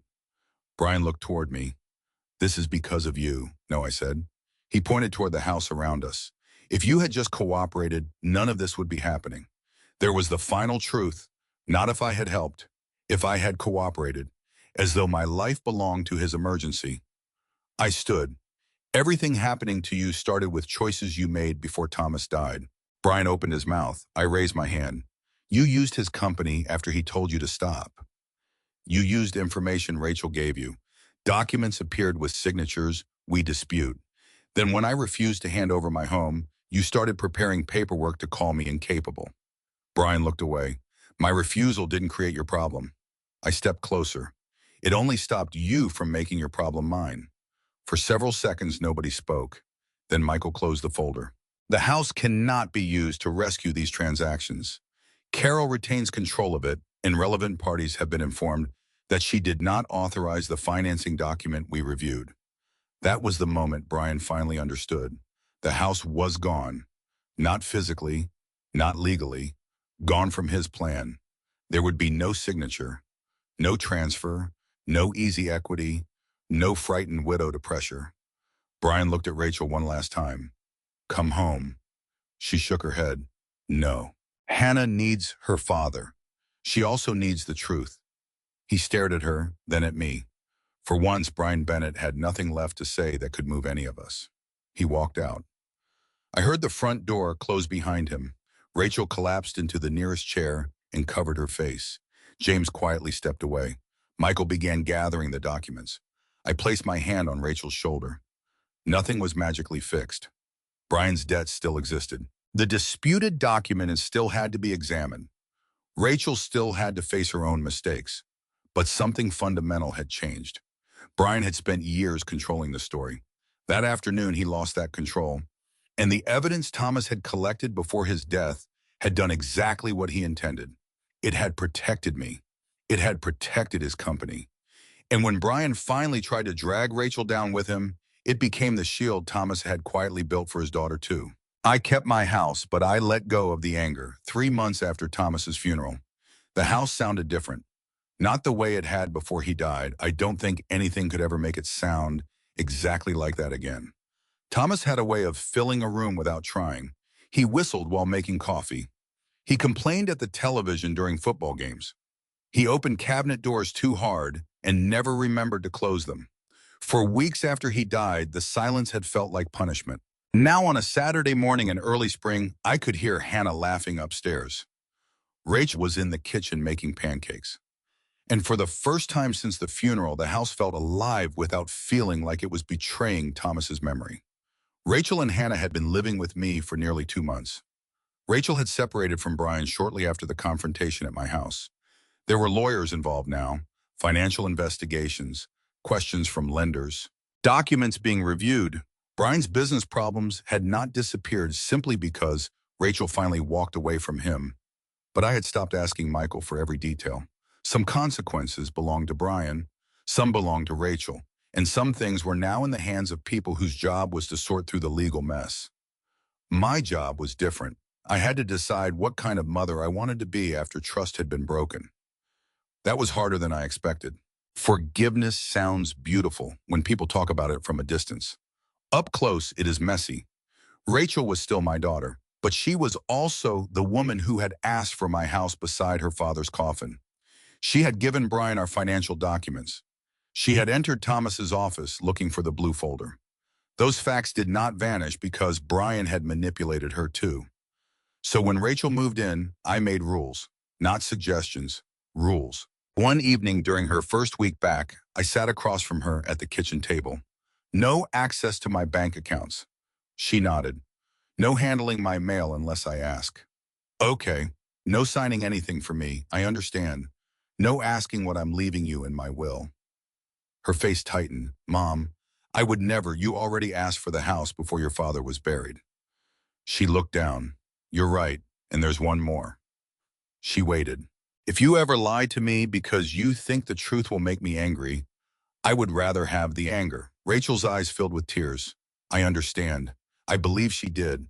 But belief was not trust, not yet. Trust, I learned, does not return because someone apologizes beautifully. It returns in ordinary moments. Rachel started telling me where she was going without being asked. She found a separate checking account and began untangling her finances from Brian's. She met with Michael when he requested documents. When she remembered another mistake she had made, she told us instead of waiting for us to discover it. She never again asked what I planned to do with the house. One afternoon, I found her sitting alone in Thomas's office. For a second, every old fear returned. Then I saw what she was holding. A photograph. Thomas and Rachel at her college graduation. He had one arm around her shoulders, smiling so widely his eyes were almost closed. I miss him, she whispered. So do I. She looked at the photograph. I keep wondering what he thought of me at the end. I sat beside her. He was disappointed. Tears immediately appeared in her eyes. I could have lied. I didn't. You gave Brian access to things that weren't yours to give. Your father knew that. Rachel nodded. But he also spent his last months trying to protect you. She covered her mouth. I don't know how to live with both of those things. You learn. She looked at me. You can disappoint someone and still be loved by them. That was something I had learned from Thomas. Love did not require pretending harm never happened. A few weeks later, I finally made a decision about his office. For months, I had left almost everything exactly where he had. His glasses, his old invoices, his coffee-stained calendar. Part of me believed moving anything meant accepting he wasn't coming back. Then one Sunday morning, Hannah found me standing in the doorway. Grandma, yes. Can we make this room nice for you? I smiled faintly. Your grandfather would say it was already nice. She looked at Thomas's ancient filing cabinet. No offense to Grandpa, but it looks like a tax office. I laughed. A real laugh. The sound surprised me. So we changed it. Not completely. I kept Thomas's desk. I kept his wooden chair. But Rachel and I moved the filing cabinet into the basement. James came over one Saturday and helped install shelves along the wall. I filled them with books I had collected over my years at the library. Mysteries, biographies, old novels Thomas claimed were too long, but always ended up reading anyway. On one shelf, I placed his photograph. Not the funeral photograph. I hated that one. I chose a picture from our 35th anniversary. Thomas was laughing because the waiter had accidentally brought him a dessert with happy birthday written on the plate. That was the man I wanted to remember. Not the man in the casket. When we finished the room, Hannah stood in the doorway. It looks like you. I touched one of the shelves. It looks like us.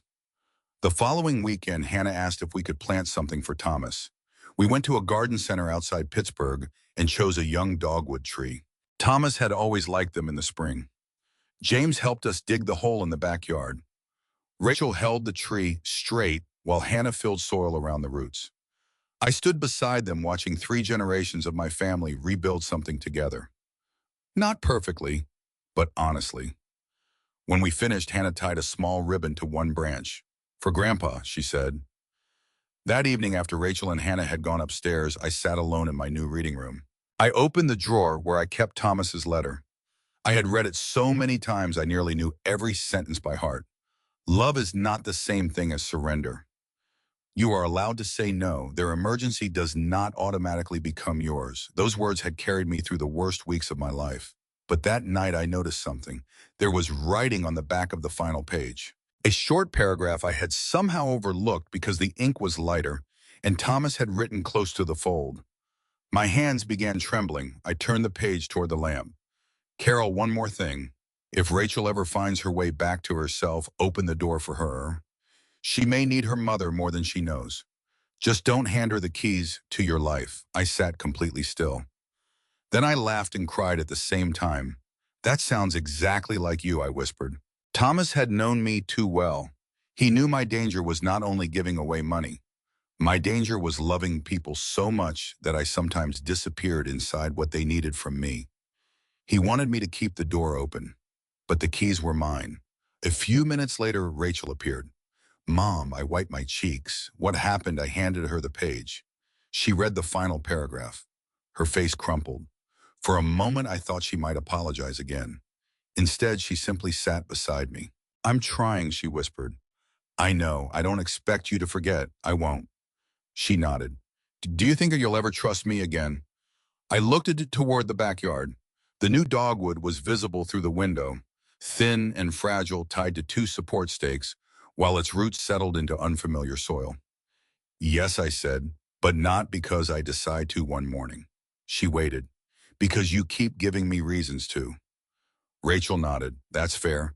For the first time, fair was enough. I kept my house, not to punish my daughter, not because Thomas told me to, not because I was afraid of losing it. I kept it because it was still my home. My life was still happening there.